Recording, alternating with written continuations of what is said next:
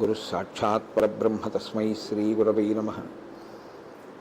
व्यासाय विष्णुरूपाय व्यासरूपाय विष्णवे नमो वै ब्रह्मनिधये वासिष्ठाय नमो नमः। कूजन्तं राम रामेति मधुरं मधुराक्षरम् आरुह्य कविताशाखां वन्दे वाल्मीकिकोकिलं। श्रुतिस्मृतिपुराणानाम् आलयं करुणालयं नमामि भगवत्पादशङ्करं लोकशङ्करम्। वागर्धाविव सम्पृक्तौ वागर्धप्रतिपत्तये जगतः पितरौ वन्दे पार्वती परमेश्वरौ। सूक्तिं समग्रेतु न स्वयमेव लक्ष्मीः श्रीरङ्गराजमहिषी मधुरैकटाक्षैः वैदग्ध्यवर्णकुलकुम्भनगौरवैर्यां कण्डूलकर्णकुहराः कवयोधयन्ति। हैमोध्वपुण्ड्रमजहन्मकुटं सुनासं मन्दस्मितं मकरकुण्डलचारुगण्डं बिम्बाधरं बहुलदीर्घकृपाकटाक्षं श्रीवेङ्कटेशमुखमात्मनि सन्निधत्ताम्। मनोजवं मरुततुल्यवेगं जितेन्द्रियं बुद्धिमतां वरिष्ठं वातात्मजं वनरयूथमुख्यं श्रीरामदूतं शिरसा नमामि। आपदामपहर्तारं दातारं सर्वसम्पदां लोकाभिरामं श्रीरामं भूयो भूयो नमाम्यहम्। श्रीरामचन्द्रं श्रितपारिजातं सीतामुखाम्बोरुहचिञ्चरीकः समस्तकल्याणगुणाभिरामः निरन्तरं मङ्गलमातनोतु। सिन्दूरारुणविग्रहां त्रिनयनां माणिक्यमौलिस्फुरत्तारानायकशेखरां स्मितमुखीम् आपीनवक्षोरुहां पाणिभ्याम् अलिपूर्णरत्नचषकं रक्तोत्पलं बिभ्रतीं सौम्यां रत्नघटस्थरक्तचरणां ध्यायेत् परेदम्बिकाम्। हरि ओम। परमेश्वर स्वरूपैन सभకి నమస్కారం।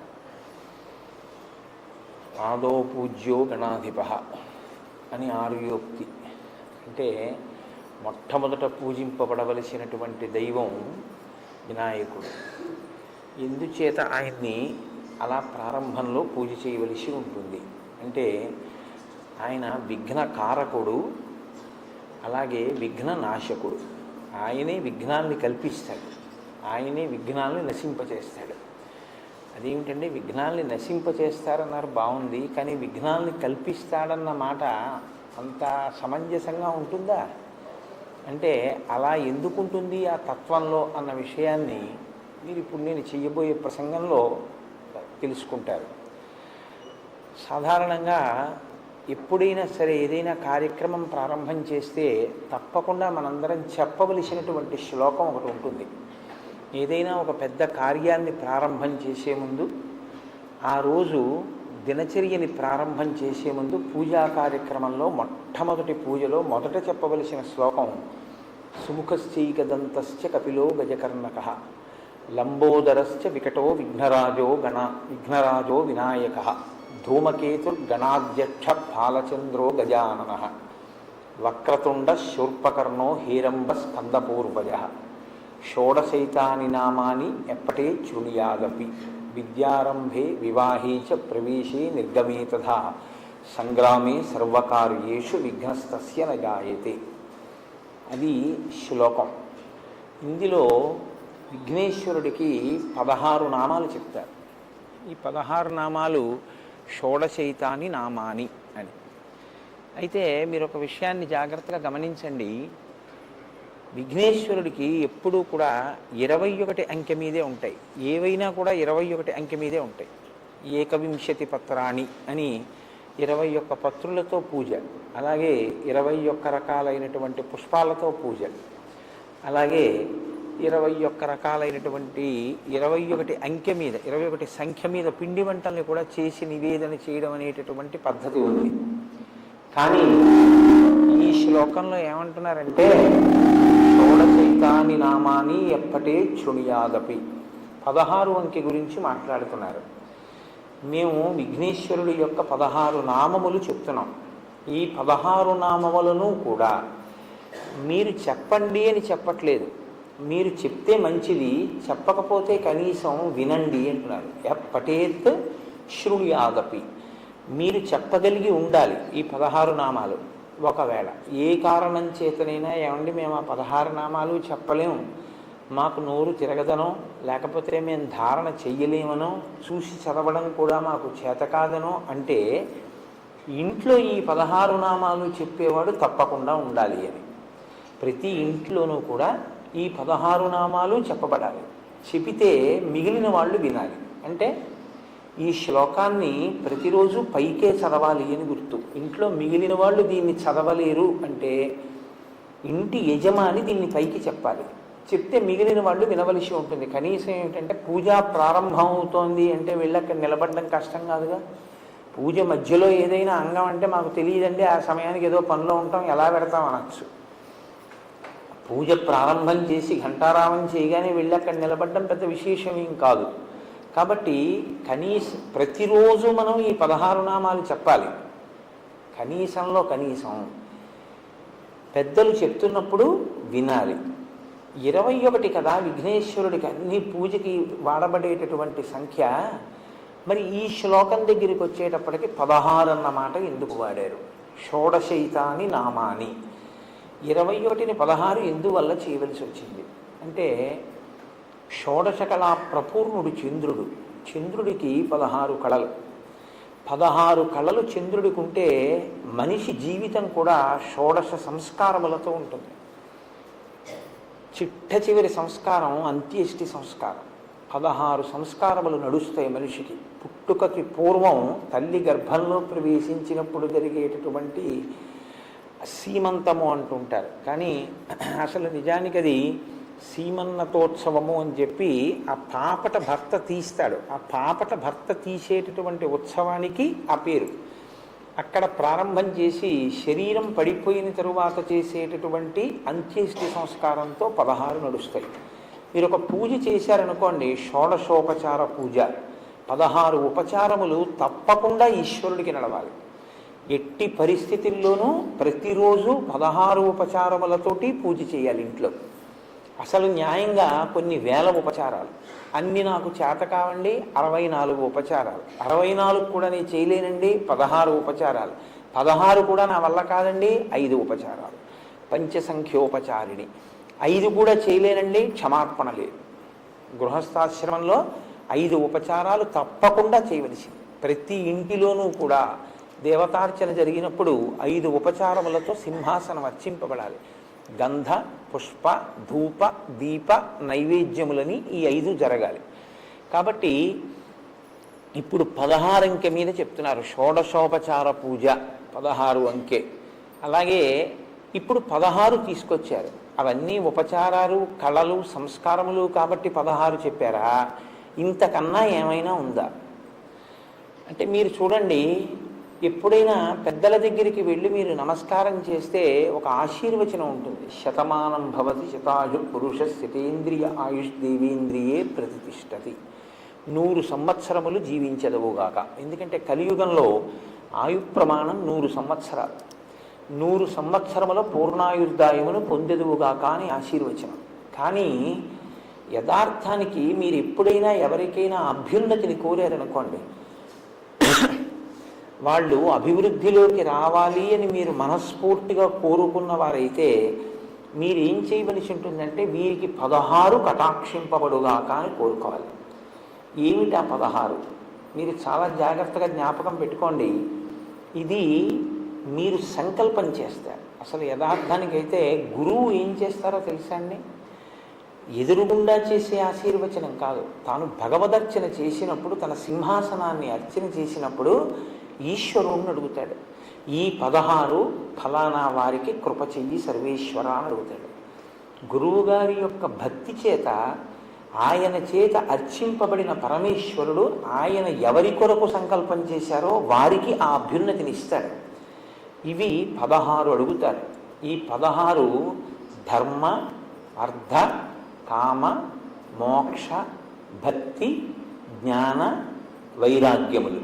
ఇక్కడికి 7. దీర్ఘాయుర్దాయం. దీర్ఘాయుర్దాయంతో పాటుగా రోగాలు లేనటువంటి ఆరోగ్యంతో కూడినటువంటి జీవితం, సంపద కలిగి ఉండడం, సంపద అభివృద్ధి చెందడం, అభివృద్ధి చెందినది స్థిరత్వాన్ని పొందడం, దీనితో పాటు ఆ యజమాని వీర్యమును పొంది ఉండడం, అంటే కదిలిపోకుండా ఉండగలిగినటువంటి స్థితి, విజయాన్ని పొందడం, తలపెట్టిన కార్యాలు విజయవంతం అవుతూ ఉండడం, పుత్రపౌత్రాభివృద్ధిని చూడగలగడం అంటే కొడుకుల్ని మనవల్ని కూడా చూడాలి. కాబట్టి 3 తరాలు చూస్తాడు. పుత్రపౌత్రాభివృద్ధిని అంటే ప్రపౌత్రులతో చూడగలగడం. తన కులదేవత ఎవరో, సింహాసనంలో కులదేవత ఉంటారు, పరంపరాగతంగా వస్తూ ఉంటారు, ఆయనే అన్నీని చూడాలి. మీరు కులదేవతని మార్చే అధికారం మీకు ఉండదు. మీ పరంపరాగతంగా మీ సింహాసనంలో కులదేవత ఎవరో అర్చన వారికి చెయ్యాలి. కానీ మీ ఇష్టదేవతని మీ కులదేవతలో చూడాలి. మీకు నేను ఒక ఉదాహరణ చెప్పాలి అంటే బాగా అర్థం అవడానికి, నా కులదేవత పార్వతీ పరమేశ్వరులు అనుకోండి, నా ఇష్టదేవత సీతారాములు అనుకోండి. నేను పార్వతీ పరమేశ్వరుల యొక్క మూర్తులను తీసేసి సీతారాముల మూర్తులు పెట్టకూడదు. పార్వతీ పరమేశ్వరుల యందు సీతారాముల్ని చూడాలి తప్ప కులదేవతని తీసేసేటటువంటి అధికారం ఎవ్వరికీ ఉండదు. అది చాలా ప్రమాదకరం. అటువంటి పనులు చేయకూడదు ఎప్పుడూను. కాబట్టి ఆ కులదేవతని మీరు ఎవరిని అర్చన చేస్తున్నారో వారు ఆ యజమాని యందు ప్రీతి చెంది వారిని అనుగ్రహించుగాక అని కోరుకోవడం 16. 16 వచ్చాయి కదండి.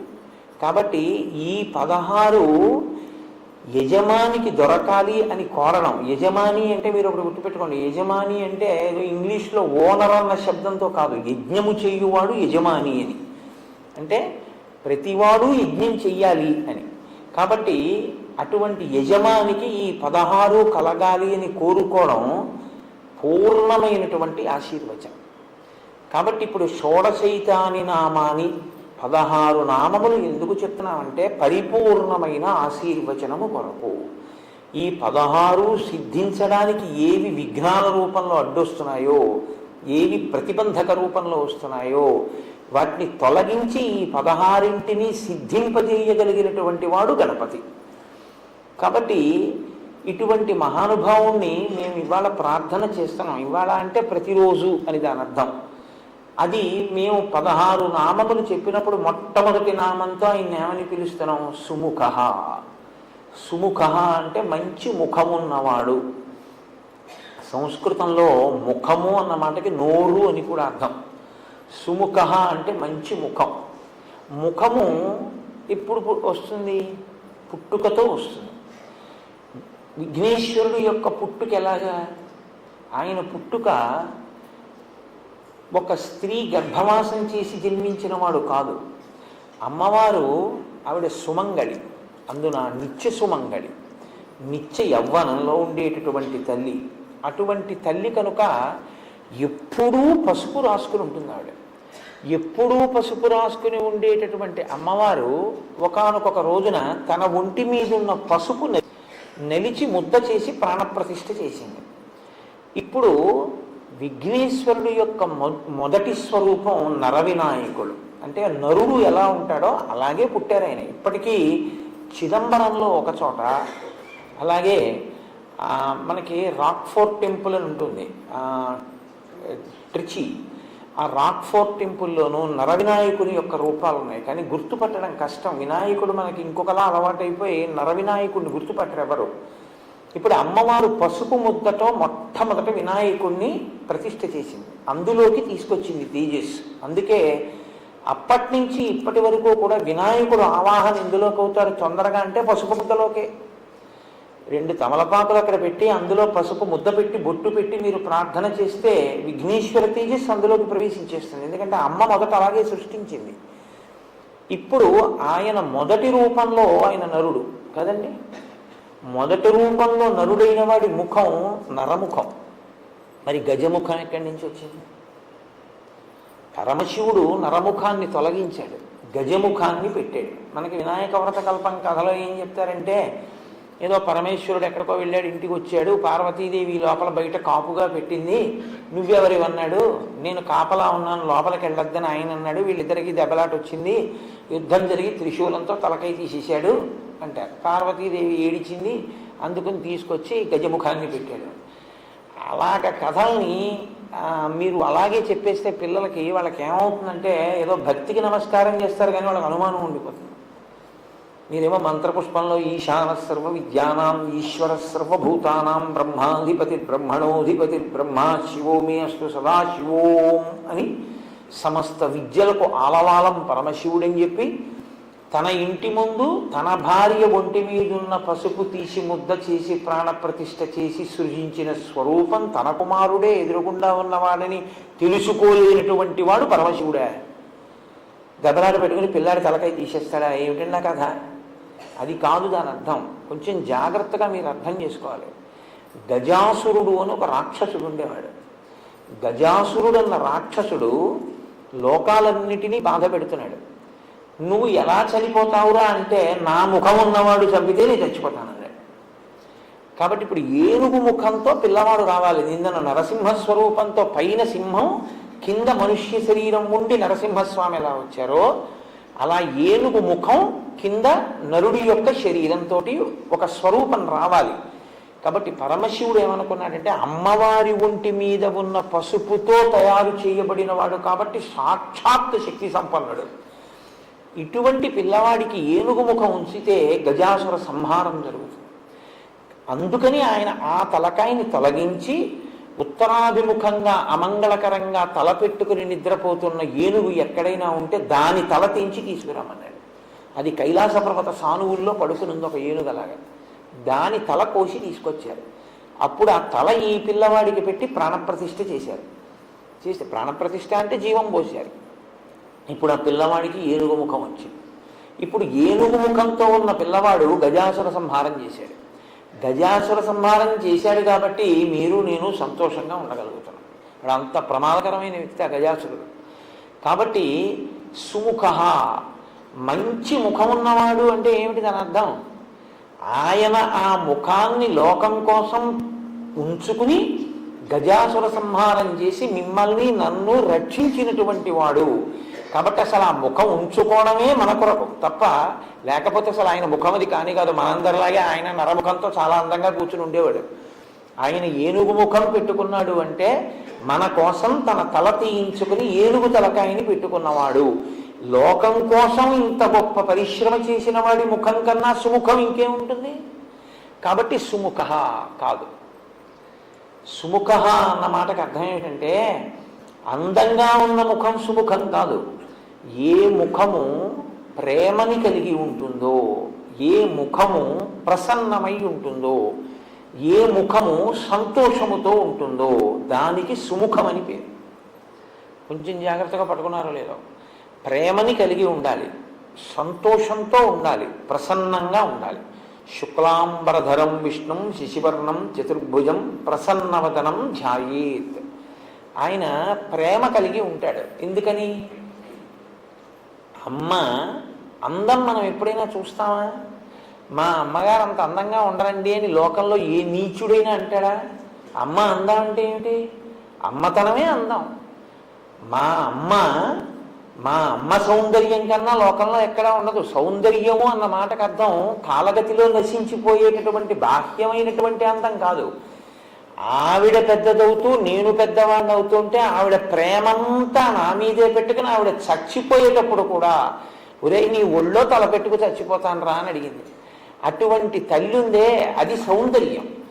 మనని ప్రేమించగలిగినటువంటి రూపం, మన కోసం ఏదైనా చెయ్యగలిగినటువంటి స్థితి ప్రేమ. అది ముఖమునందు అభివ్యక్తమవుతుంది. ఇప్పుడు నవరసాలు కళ్ళే చెప్తాయి. మిగిలిన అన్ని రసాలని శరీరంలో ఏ అవయవం చెప్పలేదు. వీరరసం ఉందనుకోండి కళ్ళు చెప్తాయి, ముక్కు చెప్పలేదు. ఉద్వేగం ఉందనుకోండి ముక్కుతో ఊపిరి ఇలా ఇలా అనొచ్చు. కానీ శృంగారం, వీరరసం, భయానకం, బీభత్సం, కరుణ ఏవైనా కళ్ళే చెప్తాయి. కాబట్టి సుముఖ, ప్రేమ కలిగినటువంటి ముఖం ఉన్నవాడు మనందరి పట్ల ప్రేమతో ఉంటాడు, సంతోషంతో ఉంటాడు. సంతోషం ఎందుకు ఉంటుంది? ఆయన పూర్ణుడు కనుక ఆయన పొందవలసింది ఏం లేదు. ఆయన అన్నీ పొంది ఉన్నవాడు. అందుకని ఆయన నిత్య సంతోషి, ఎప్పుడూ సంతోషంగా ఉంటాడు. ఎప్పుడూ సంతోషంగా ఉన్నవాడు ఏం చేస్తుంటాడు మీరు చూడండి, చాలా ఉల్లాసంగా నడుస్తుంటాడు, చాలా హాయిగా ఉంటాడు, చేతులు కాళ్ళు ఆనందంగా కలుపుతాడు. అందుకే గణపతి నృత్య గణపతిగా ఉంటారు. లేకపోతే ఆయన పెద్ద లంబోదరంతో ఉన్నవాడు ఆయన నృత్యం చేస్తే అందంగా ఉంటుందండి. మీరు నవ్వచ్చు కానీ ఆయన సంతోషిస్తారు. పిల్లలు సంతోషిస్తే ఆయనకి చాలు. ఆయన ఎందుకు నృత్యం చేస్తాడంటే ఆయన సంతోషం ఉన్నవాడు. సంతోషం ఉన్నవాడు కాబట్టి నర్తించగలడు. ఎప్పుడు ఏడిచేవాడు ఏం నర్తిస్తాడు? వాడు ఏడుస్తూ కూర్చుని ఉంటారు, వాడికి సంతోషమే లేదు, ఇంకా భావప్రకటన ఎక్కడ ఉంటుంది? కాబట్టి ఆయన సంతోషం ఉన్నవాడు, ఆయన ప్రేమ కలిగినటువంటి వాడు, ఆయన ప్రసన్నంగా ఉండేవాడు. ప్రసన్నంగా ఉంటే శాంతము లేక సౌఖ్యము లేదు సారసాదలానయన అంటారు. పిలిస్తే పలుకుతాడు, పిలిస్తే పలికి మీ కోరిక తీరుస్తాడు. ప్రసన్నంగా ఎప్పుడు వినడానికి సిద్ధంగా ఉంటారు. అగస్త్య మహర్షి శ్రీరామాయణంలో మీరు విన్నారు, వాతాపి అనబడేటటువంటి వాడిని జీర్ణం చేసుకున్నారు. ఆయన జీర్ణం చేసుకునే ముందు గణపతి ప్రార్థన చేశారు. గణపతి, నువ్వు నాకు ఆ శక్తిని ఇవ్వాలి, ఈ విఘ్నం తొలగించి ఆ వాతాపిని జీర్ణం చేసుకుంటాను. ఆయన శక్తిని ఇచ్చారు. ఇస్తే వాతాపి అన్న క్షేత్రంలో కర్ణాటక రాష్ట్రంలోకి వస్తుంది. అక్కడ ఆయన ప్రతిష్ఠ చేశారు. అందుకే ముత్తుస్వామి దీక్షితుల వారు వాతాపి గణపతిం భజే అంటారు. ఆ వాతాపిలో ఉండేటటువంటి గణపతిని నేను భజించుచున్నాను అని. కాబట్టి ఆయన ప్రసన్నమైనటువంటి వాడు. కాబట్టి సుముఖ, మంచి ముఖం ఉన్నవాడు కాదు. సుముఖ అంటే ఇంకో అర్థం ఏమిటో తెలుసా అండి? ఏ ముఖాన్ని మీరు చూస్తే మీకు లక్ష్మీ కటాక్షం కలుగుతుందో ఆ ముఖం సుముఖం. లక్ష్మీ కటాక్షం అంటే ఏంటి? సంకల్ప సిద్ధి. మీరు అనుకున్నది జరగడం, మీకు జరిగినది మీరు అనుభవించడానికి లక్ష్మీ కటాక్షం అని పేరు. చాలా జాగ్రత్తగా పట్టుకోవాలి మీరు. అది మీకు ఉండడం, మీరు అనుకున్నది జరగడం లక్ష్మీ కటాక్షం కాదు. మీరు అనుకున్నది జరిగి దాన్ని మీరు అనుభవించగలిగితేనే లక్ష్మీ కటాక్షం. ఒక ఆయనకి ఒంట్లో బోలెడంత బలం ఉందండి, గొప్ప బలవంతుడు. కానీ ఆయన ఎక్కడికి వెళ్ళడం. ఎందుకు వెళ్ళడంటారేమో, నేను వెడితే కాలు జారి పడిపోతానేమో అంటాడు. నేను వెడితే ఎందుకు అనవసరం అవన్నీ అంటాడు. మరి ఏం చేస్తాడు? చక్కటి బలవర్ధకమైన ఆహారం వండించు తింటాడు.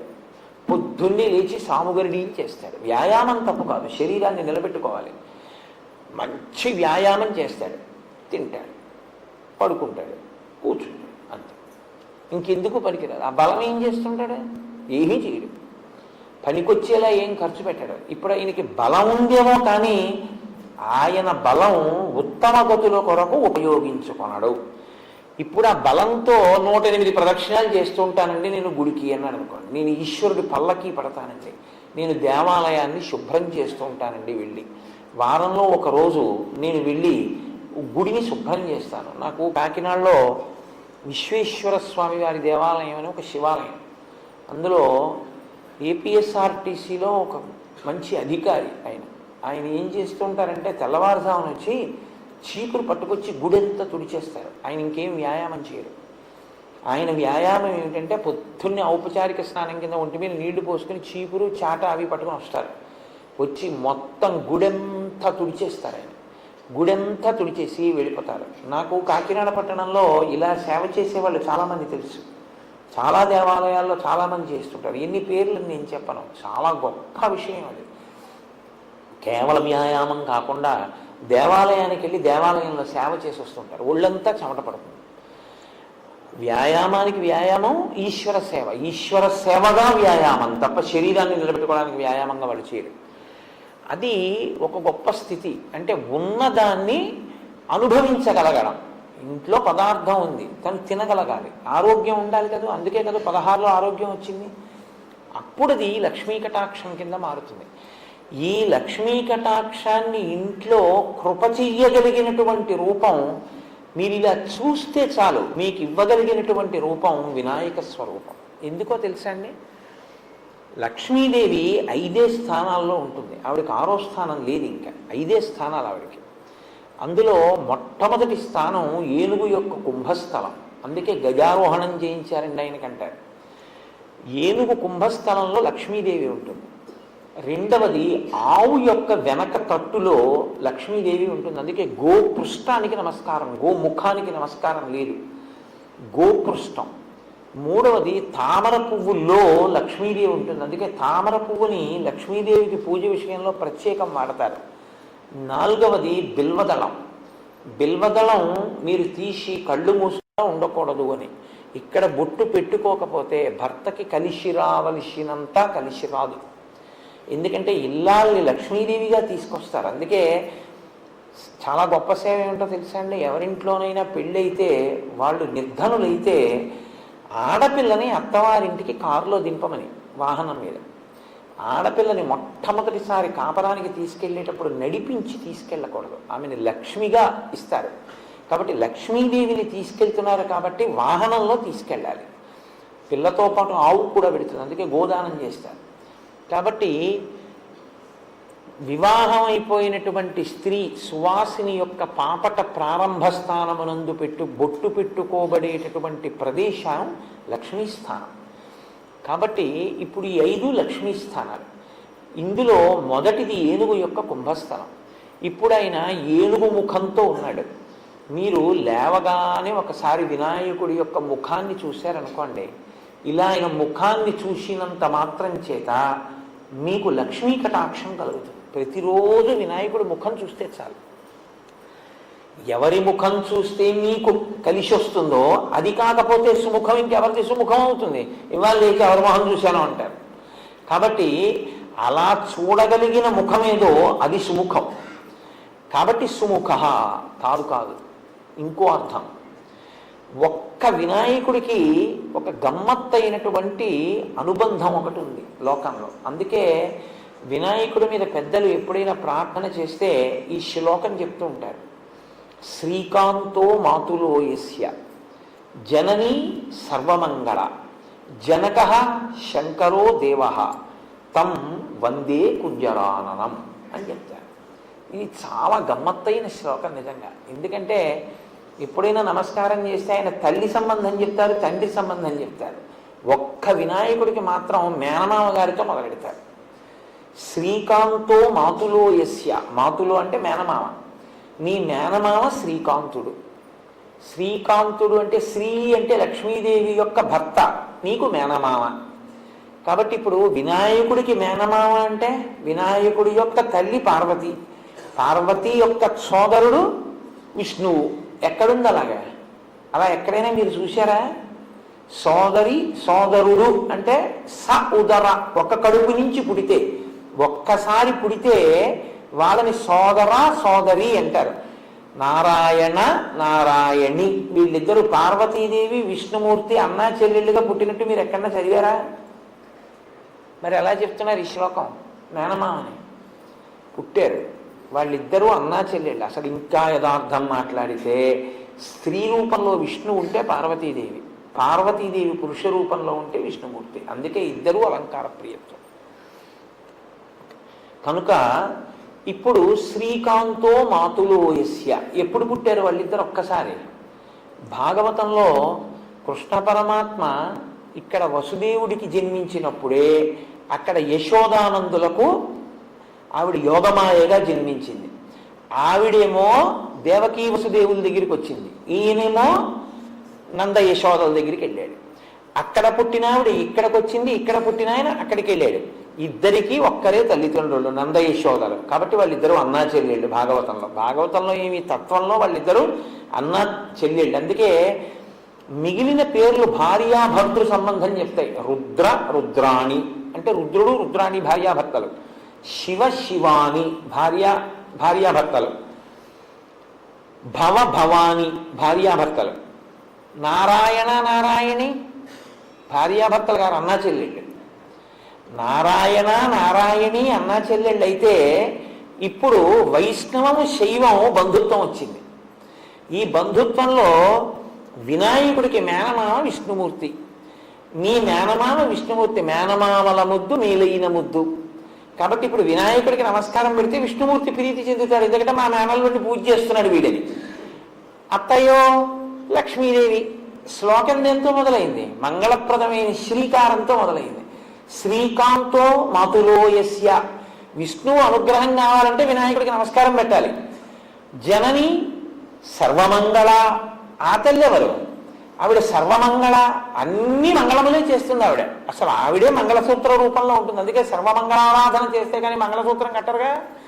కాబట్టి ఆవిడ లోకములన్నిటిలోనూ కూడా మంగళములకు మంగళం ఆ తల్లే, సర్వమంగళస్వరూపం. నీ తల్లో సర్వమంగళ, నీ తండ్రో జనక శంకరో దేవో శంకరోతీతి శంకర. శుభములను చేయువాడెవరో ఆయన శంకరుడు. శుభములను చేసేటటువంటి శంకరుడు నీకు తండ్రి. తం వందే కుంజరాననం, ఓ ఏనుగు ముఖం ఉన్నవాడా నీకు నమస్కారం. నీ ముఖం చూస్తే ఏమైంది? నమస్కారం పెడితే లక్ష్మీ కటాక్షం వచ్చింది. ఇప్పుడు ఆయనతో అనుబంధాలు ఉన్న వాళ్ళందరూ ఏం చేస్తున్నారు? మేలే చేస్తున్నారు.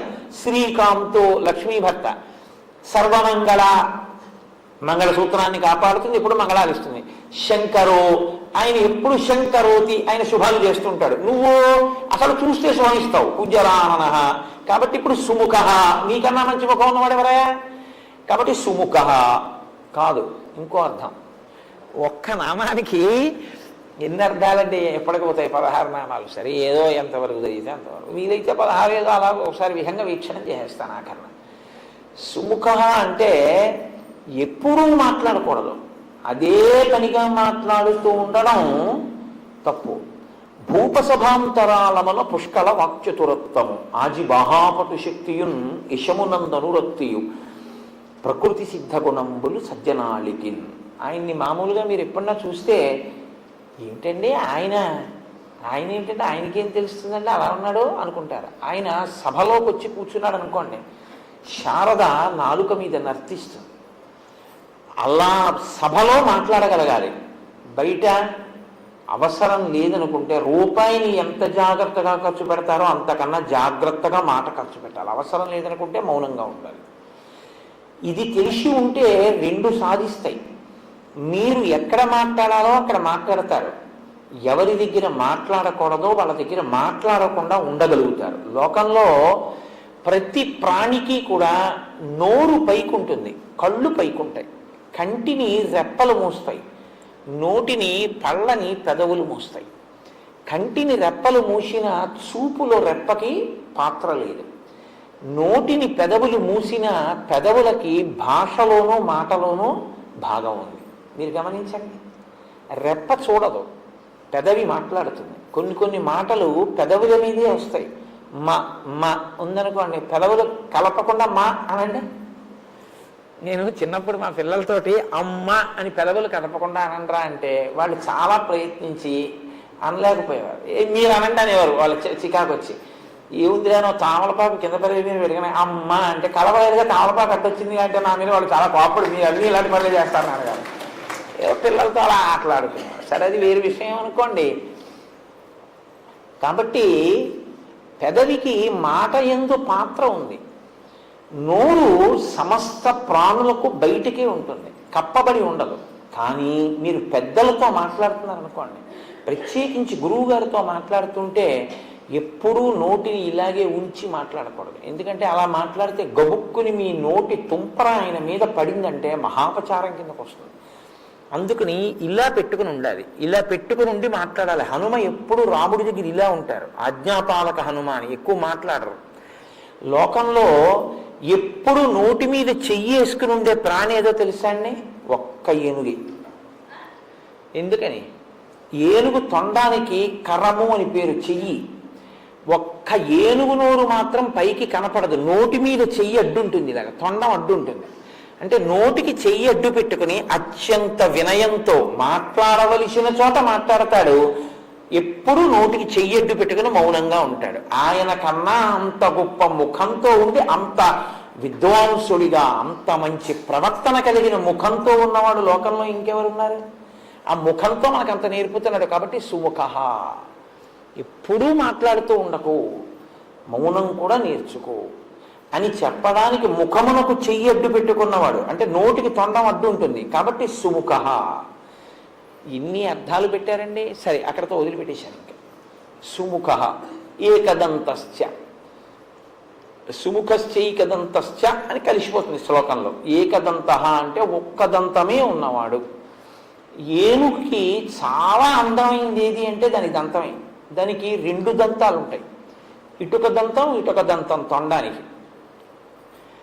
కానీ విఘ్నేశ్వరుడికి కుడి చేతి వైపు దంతం ఉండదు. ఎందుకు ఉండదు అంటే ఆయనే విరిచేశాడు. ఎందుకు విరిచేశారు అంటే మహాభారత రచన చెయ్యవలసి వచ్చింది. వ్యాసుల వారు, నేను వేగంగా శ్లోకాలు చెప్పేటప్పుడు వ్రాయగలిగినటువంటి సమర్థుడెవరు అని అడిగారు. విఘ్నేశ్వరుడు రాస్తాడన్నారు. మరి ఆయన, నేను మధ్యలో ఆపను, నేను చెప్తుంటే రాసేయాలన్నారు. ప్రపంచంలో ఏ కలం పట్టుకున్నా ఎప్పుడో అప్పుడు ఏదో ఇబ్బంది వస్తుంది. అందుకని ఆయన అటువంటి కలం కావాలి అంటే లోకంలో ఇంకొకటి లేదు అని చెప్పి తన దంతాన్ని విరిచి ఆ దంతంతో మహాభారత రచన చేశారు. అంటే అత్యంత అందం ఏనుగుకి దంతమే, అందుకే ఏనుగు దంతాలు అంటారు. ఏనుగు దంతం అంత అందం ఏనుగుకి. తన శరీరానికి అంత అందం ఇచ్చేదాన్ని లోకోపకారం కొరకు త్యాగం చేశాడు ఆయన. మహాభారత రచన పంచమ వేదం కనుక ఇది లోకానికి అందితే కొన్ని కోట్ల కోట్ల మంది జీవితాలు తరిస్తాయి. దానికోసం నాకు ఒక దంతం లేక నేను వికారంగా ఉన్నా పర్వాలేదని ఒక దంతం విరిచేశాడు.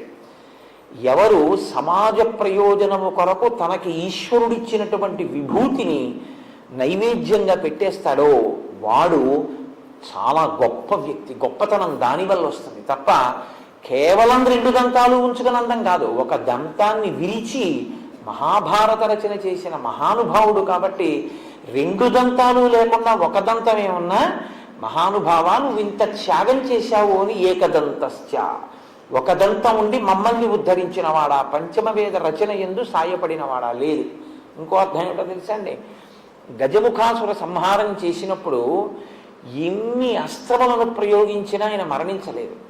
అప్పుడు తన దంతాన్ని విరిచి అభిమంత్రించి విడిచిపెట్టారు వినాయకుడు, దానికి పడిపోయాడు. కాబట్టి తన దంతంతో గజముఖాసురుణ్ణి వధించిన వాడు కనుక ఏకదంతశ్చ.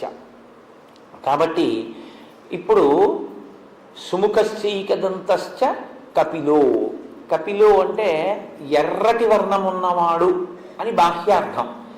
కేవలం ఎర్రటి వర్ణం ఉన్నవాడు అంటే బాగా ఎరుపు కాదు. ఎరుపు అంటే మీరు ఏదో రక్తం ఎలా ఉంటుందో మరీ ముద్ద కట్టినటువంటి ఒక ఎర్ర మందారం ఎలా ఉంటుందో అటువంటి ఎరుపు చెప్పకూడదు.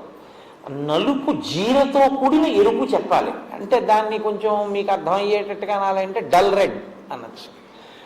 బాగా ప్రకాశవంతంగా ఉన్న ఎరుపు కాదు, తిలకం కుంకం అటువంటిది కాదు.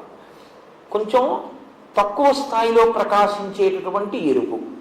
ఇప్పుడు ఈ ఎరుపు ఎక్కడది అని అడిగారు వినాయకుడికి. ఎందుకంటే ఎప్పుడు ఆయన్ని చెప్పినా ఆయన తెల్లగా ఉన్నాడని చెప్తాం. శుక్లాంబరధరం విష్ణుం శశివర్ణం చతుర్భుజం అని, చంద్రుళ్ళ తెల్లగా ఉంటాడు అని. మరి కపిలో ఎర్రటి రంగున్నవాడు అని ఎక్కడి నుంచి వచ్చింది ఆయనకి అంటే, ఆయన ఒక మహారణ్యంలో గజముఖాసుర సంహారం చేసినప్పుడు ఆ గజముఖుడితో పోరాడి ఆయన్ని సంహరించినప్పుడు నరసింహస్వామి వారు హిరణ్యకశిపుడి యొక్క రక్తంతో ఎలా తడిశారో అలా ఆయన కూడా నెత్తుటితో తడిశారు.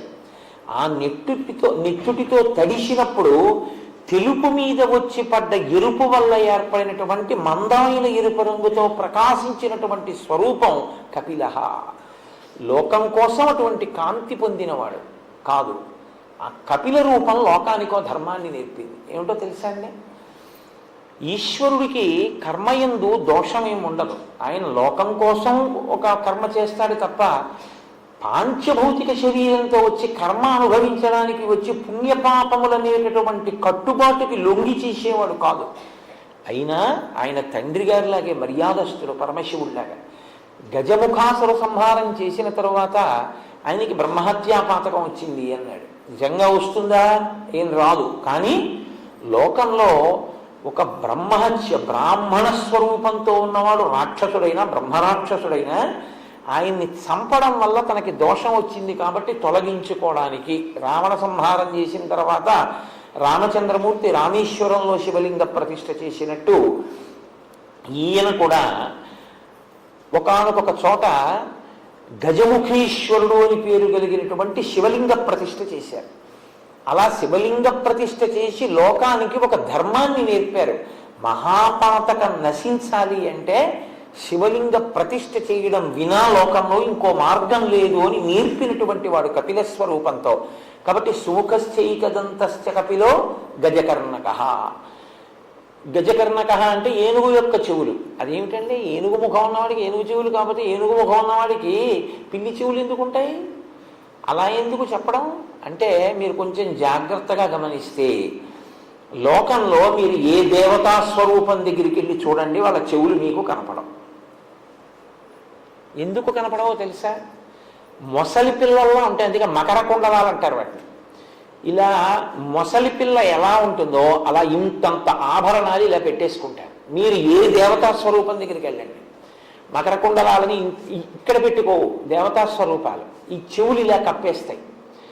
కప్పేస్తే మీరు చూడండి, మీరు వచ్చి ఏదో మాట్లాడుతున్నారు అనుకోండి, నేను ఇలా పెట్టుకుని ఉన్నాను అనుకోండి, పెట్టుకుని ఉంటే మీరు ఏమంటారు? వింటున్నాడో వింటలేదో, ఏమిటో అలా ఉన్నాడు, మరి చెవులోకి వెళ్ళిందో లేదో నేను చెప్పిందని. ఏ దేవతా స్వరూపం దగ్గరికి వెళ్ళినా మీకు అనుమానం ఉంటుంది. ఒక్క వినాయకుడి దగ్గర ఉండదు. ఎందుకో తెలుసా? కప్పబడని చెవులు ఉన్నవాడు ఆయన ఒక్కడే. ఆయన చెవులకి ఎప్పుడూ ఆభరణం పెట్టరు. ఆయన చెవుల్ని మకర కుండలాలతో కప్పడం కుదరదు. ఇది గజకర్ణక, అందుకని స్తోత్రం చేశారు. ఏనుగు ముఖమున్నవాడివే కాదు, ఏనుగు చెవులున్నవాడివి. ఎందుకో తెలుసా? మేము ఏదన్నా చెప్తే వినపడుతోంది అనడానికి నువ్వు ఒక్కడివి బాగా మాకు నమ్మకస్తుడివి. ఎందుకంటే చెవులు కప్పవు, చక్కగా కదులుతుంటాయి కూడా. అందుకని ఎప్పుడు వింటూ ఉంటావు మేము చెప్పేటటువంటివి. కాబట్టి గజకర్ణక, అటువంటి చెవులున్నవాడా నీకు నమస్కారం. కాబట్టి చాలు, మీరు ప్రధానమైన విషయాన్ని తెలుసుకుంటుండే. లేకపోతే 16 నామాలు ఎక్కడవుతాయి? నేను ఎక్కడో ఆగిపోతుంటాను మధ్యలో, ఏదో నామం దగ్గర పరవశం వస్తున్నా, నామం ఎక్కువ వెళ్ళిపోతుంటాను. లంబోదరశ్చ, లంబోదరుడు అంటే చాలా పెద్ద కడుపున్నవాడు కాదు, వ్రేలాడుతున్న కడుపున్నవాడు. వ్రేలాడుతున్న కడుపు ఉండడం అంటే ఇలా అర్ధవృత్తాకారంగా ఇలా పెరిగినటువంటి కడుపు. ఇప్పుడు మీరు ఇలా మీకు వృత్తాకారం కనపడుతోంది అంటే దానికి ఇటు కూడా వృత్తాకారం ఉంది అనుకుంటే అదొక పూర్ణాకారంతో ఉందన్నమాట. నిండు సున్న ఎలా ఉంటుందో అలా ఉంటుంది. ఇప్పుడు ఈ లంబోదరం ఎందుకుందో తెలుసా అండి ఆయనకి? లంబోదరాన్ని కానీ మీరు చూస్తే ఆయన మీకు ఏం గుర్తొస్తుందంటే, ఆయనకి మోదకము అని ఉంటుంది. మోదకము అంటే లోపల పూర్ణం పెట్టి వండుతారే, దాన్ని మోదకం అంటారు. లేకపోతే ఉండ్రాళ్ళంటే గుండ్రంగా ఉంటాయి, లోపల కొబ్బరితో చేసినటువంటి మధుర పదార్థాన్ని కూడా ఉంచి చేస్తూ ఉంటారు, బూరెలాగి. అవి ఆ మోదకాలు ఆయనకి ప్రీతి అంటారు. ఆయనకి ప్రీతి అన్నప్పుడు మీరు ఒక విషయం గుర్తుపెట్టుకోండి, మీరు లోకంలో ఈశ్వర స్వరూపాలు సాధారణంగా మీరు ఇంట పచనం చేసినవి తినవు, తీసుకోవు, దేవతలు తీసుకోరు. మీరు ఇడ్లీ నైవేద్యం, సమోసా నైవేద్యాలు ఉండవు లోకంలో. సప్తగుణ భరితమైనటువంటి పదార్థాలే నివేదన ఉంటాయి. మీరు ఏదో పాయసం చేసి నైవేద్యం పెట్టారనుకోండి, వాళ్ళు తిన్నారని మీరు ఊహ చేస్తారు, మీ భావన చేత వాళ్ళు తృప్తి పొందుతారు. వాళ్ళు కూడా దృష్టి ప్రసారం చేస్తారు. ఓసారి చూస్తారు ఆ పదార్థం వల్ల, వాళ్ళు అలా చూస్తే చాలు పవిత్రత, వాళ్ళు తీసుకున్నట్టే. కొన్ని చూడండి తీసుకోరు, చెయ్యేస్తారు. ఇలా చెయ్యేస్తే వాళ్ళు తీసుకున్నట్లే లెక్క అనమాట. అంతేగాని అన్నీ తీసేసుకుని మడతలు ఎట్టేసుకొని దాచేసుకోక్కర్లేదు. చెయ్యేస్తే పుచ్చుకున్నారని గుర్తు, అలా చూస్తే పుచ్చుకున్నారని గుర్తు. దేవతలు చూస్తారంతే. కాబట్టి మీరు ఏం ఉండి అక్కడ పెట్టినా వాళ్ళు చూస్తారు, ప్రసాదం అవుతుంది. ఒక్క వినాయకుడు మాత్రం మీరు వండి పెడితే తింటాడు. ఆయన ఒక్కడే. నాకు మోదక ప్రియాయ నమః, మీ ఇంట్లో కాస్త కొబ్బరి మధుర పదార్థంతో మోదకం చేసి పెట్టి నేను తింటానంటాడు. నేను తిన్నానని గుర్తేమిటో తెలుసా? నా చేతితో పట్టుకున్నానంటాడు. అందుకే చేతిలో పట్టుకుని ఉంటాడు కూడా. నువ్వు ఇచ్చింది నేను తీసుకున్నాను, ఓటి తిన్నాను, ఇంకోటి తినడానికి కూడా పట్టుకున్నాను. ఇలా ఎంతమంది పెట్టినా తింటూ ఉంటాను, పట్టుకుంటూ ఉంటాను, ఇంకా తింటూ ఉంటాను.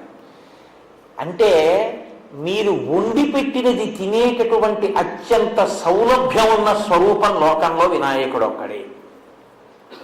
ఇది ఆయన పూర్ణత్వం, ఆయన ప్రేమ. పైకి మనిషి ఉంటే ప్రేమ కనపడుతుందండి, ప్రేమ కనపడదు. మీరు అందుకే చూడండి, లోకంలో ఓ మాట ఉంటుంది, తీపికి అంటే అనురాగమునకు, ప్రేమకు ఎప్పుడూ కూడా గుండె ఈశ్వరుడి విషయంలో చెప్తారు, కడుపు లౌకికం విషయంలో చెప్తారు. కన్న తల్లండి కడుపు తీపి ఎక్కడికి పోతుంది అంటారు, అంతేని గుండె తీపి ఎక్కడికి పోతుంది అనరు, కడుపు తీపి ఎక్కడికి పోతుంది అంటారు. చూడండి, కడుపారనెవ్వాని కన్న తల్లి అంటారు. ఆవిడ కడుపు అంతా ఎంత ప్రేమో పిచ్చి తల్లి అంటారు. మీరు ఏమనుకోకపోతే నేను ఒక మాట చెప్తాను, ఏమనుకోకండి. నేను పరుషమైనటువంటి భాష ఉపయోగించడం నా ఉద్దేశ్యం కాదు. అసలు అమంగళకరమైనటువంటి మాటలు మాట్లాడరు, అలా నిందించకూడదు. మన వాళ్ళు నీ అమ్మ కడుపు మాడా అంటుంటారు, అంటారా అనరా? అలా అనొచ్చా? నీ అమ్మ కడుపు మాడా అంటారు. అది తిట్టని మీరు అనుకుంటారు. కోపం వస్తే తిట్టు రూపంలో ఆశీర్వచనం చెయ్యి తప్ప నోటి వెంట మాత్రం తిట్టకు. నీ అమ్మ కడుపు మాడా అంటే ఏమిటో తెలుసా అండి?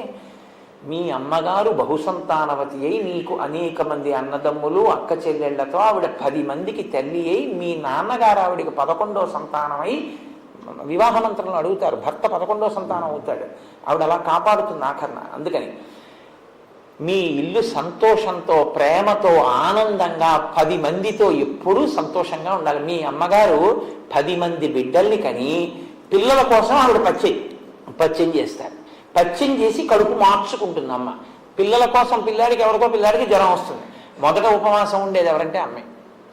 పిల్లాడికి జ్వరంగా ఉంది 3 సోమవారాలు చేస్తానంటుంది. అమ్మ అలా చేయకపోతే ఈ శరీరాలు ఉన్నాయండి, ఇన్ని రోజులు కడుపు మార్చుకుందో ఆ తల్లి, అందువల్ల కదా ఇవాళ ఈ శరీరం నిలబడింది. మీ అమ్మ కడుపు మాడా అంటే మీ అమ్మగారు 10 కాలాలు కడుపు తీపితో అలా వర్ధిల్లుగాక అన్నదే తప్ప తిట్టినట్టుండి మీకు ఆశీర్వచనం చెయ్యాలి తప్ప కోపం వచ్చినా నోటి వెంట పరుషవాక్యం రాకూడదు. పరుషవాక్యంలా అభివృద్ధిని సూచించాలి. అందుకే పెంట కుప్పలా పెరుగుతున్నాడంటారు. పెంట కుప్పలా పెరుగుతున్నాడంటే ఏంటది? అసహ్యంగా ఉంది కదా. అంటే దినదిన ప్రవర్ధమానం అవుతున్నాడు, చంద్రబింబంలా ఉన్నాడన్నారు అనుకోండి, దృష్టి తగులుతుందేమో అని ఏదో పెంట కుప్పలా పెరుగుతున్నాడు ఏంటంటారు. అందుకే మనకి సంప్రదాయంలో పిల్లలు లేక బతికితే వీడు బతికాడేంటి అని ఎవరైనా అంటారేమో అని పెంటయ్య అని పేరెట్టుకుంటుంది తల్లి. ఎందుకంటే ఆ పేరెట్టుకోవడం అంటే అమ్మో ఇంకోసారి కనురాపు తగిలి నా బిడ్డ నాకు దక్కడేమో అన్న బెంగతో అంత నీచమైన పేరుతోనన్నా పిలుస్తాను, కానీ వాడు నాకు దక్కితే చాలంటుంది. అందుకే లోకంలో అమ్మ లాంటి వ్యక్తి ఇంకా సృష్టిలో ఉండదు. ఈశ్వరుణ్ణి మీరు ఎక్కడో చూడలేరు. అమ్మయే ఈశ్వరుడు, అంతే. అమ్మయే భగవానుడు, తండ్రియే భగవానుడు. అందుకే కదండి రామాయణంలో రామచంద్రమూర్తి అన్ని మాటలు అంటారు. కౌసల్యా లోకభర్తారం శిశువీయం మనస్విని మమార్థం సుఖం పృచ్చ శిరసా చ అభివాదయ అంటుంది సీతమ్మ సుందరకాండలో వస్తోందిగా విందురుగాని. కాబట్టి ఆయన లంబోదరుడు అంటే ఆయన కడుపు తీపి అటువంటిది అని చెప్పడానికి మోదకంలో ఉన్న మధుర పదార్థం ఎలా ఉంటుందో ఆయన కడుపు తీపి మనందరి మీద అలా ఉంటుంది. ఆయన పూర్ణుడు. ఆయనకి నిజానికి ఆయన తినడానికి అది తింటే సంతోషం అనడానికి ఆయనకి ఏం ఉండదు. ఆయనకి నువ్వు ఇవ్వడానికి ఏం లేదు. ఎక్కడ మొదలైందో అక్కడే పూర్తయిపోతే పూర్ణం అంటారు. ఇక తుది మొదలు కనపడవు, పూర్ణమైపోయిందంటారు. పూర్ణమద పూర్ణమిదం పూర్ణాత్ పూర్ణముదచ్యతే పూర్ణస్య పూర్ణమాదాయ పూర్ణమేవావశిష్యతే. కాబట్టి ఆయన పూర్ణుడు, అన్నీ ఉన్నవాడు. అన్నీ ఉన్నవాడు, మన యందు అపారమైన ప్రేమ ఉన్నవాడు, కడుపు తీపి ఉన్నవాడు. ఇది లంబోదరుడు. సమస్త బ్రహ్మాండములు ఆయన యందే ఉన్నాయి. కాబట్టి సుముఖశ్చైకదంతశ్చ కపిలో గజకర్ణక లంబోదరశ్చ వికటో. వికటో అన్న మాటకి హాస్యస్ఫోరకమైనటువంటి పనులు చేసేటటువంటి వాడు అని ఒక అర్థం. రెండవ అర్థం ఒకటి ఉంది, కానీ నేను అది చెప్పను, అది అనవసరం కూడా. దాన్ని మీరు దృష్టిలో పెట్టుకోవాల్సిన అవసరం ఏమి ఉండదు. ఇది పెట్టుకోవడమే ఉత్తమం ఎప్పుడూ కూడా. వికటో అంటే హాస్యస్ఫోరకముగా ఉండేవాడు అని. కానీ అలా అనొచ్చా?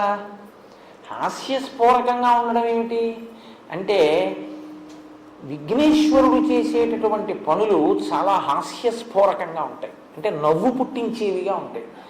నవ్వు పుట్టించేటట్లుగా ఉండేటటువంటి వాళ్ళు ఎవరు చేస్తారు ఆ పనులు? పిల్లలు చేస్తారు. పెద్దవాళ్ళు నవ్వు పుట్టించే పనులు చేస్తే బాగుండదు, పిల్లలే చేస్తారు. కాబట్టి ఆయన పిల్లవాడు, ఎప్పుడూ పిల్లవాడు. ఎప్పుడూ పిల్లవాడు అంటే దాని ఉద్దేశం ఏమిటో తెలుసా అండి? ఒక్కటే,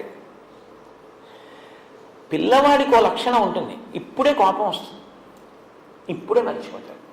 మీరు చూడండి, పిల్లలు ఏదో ఇవ్వలేదని కోప్పడిపోయి ఏడిచేసి ఇలా ఎర్రగా ముఖం పెట్టేస్తారు, అంతే.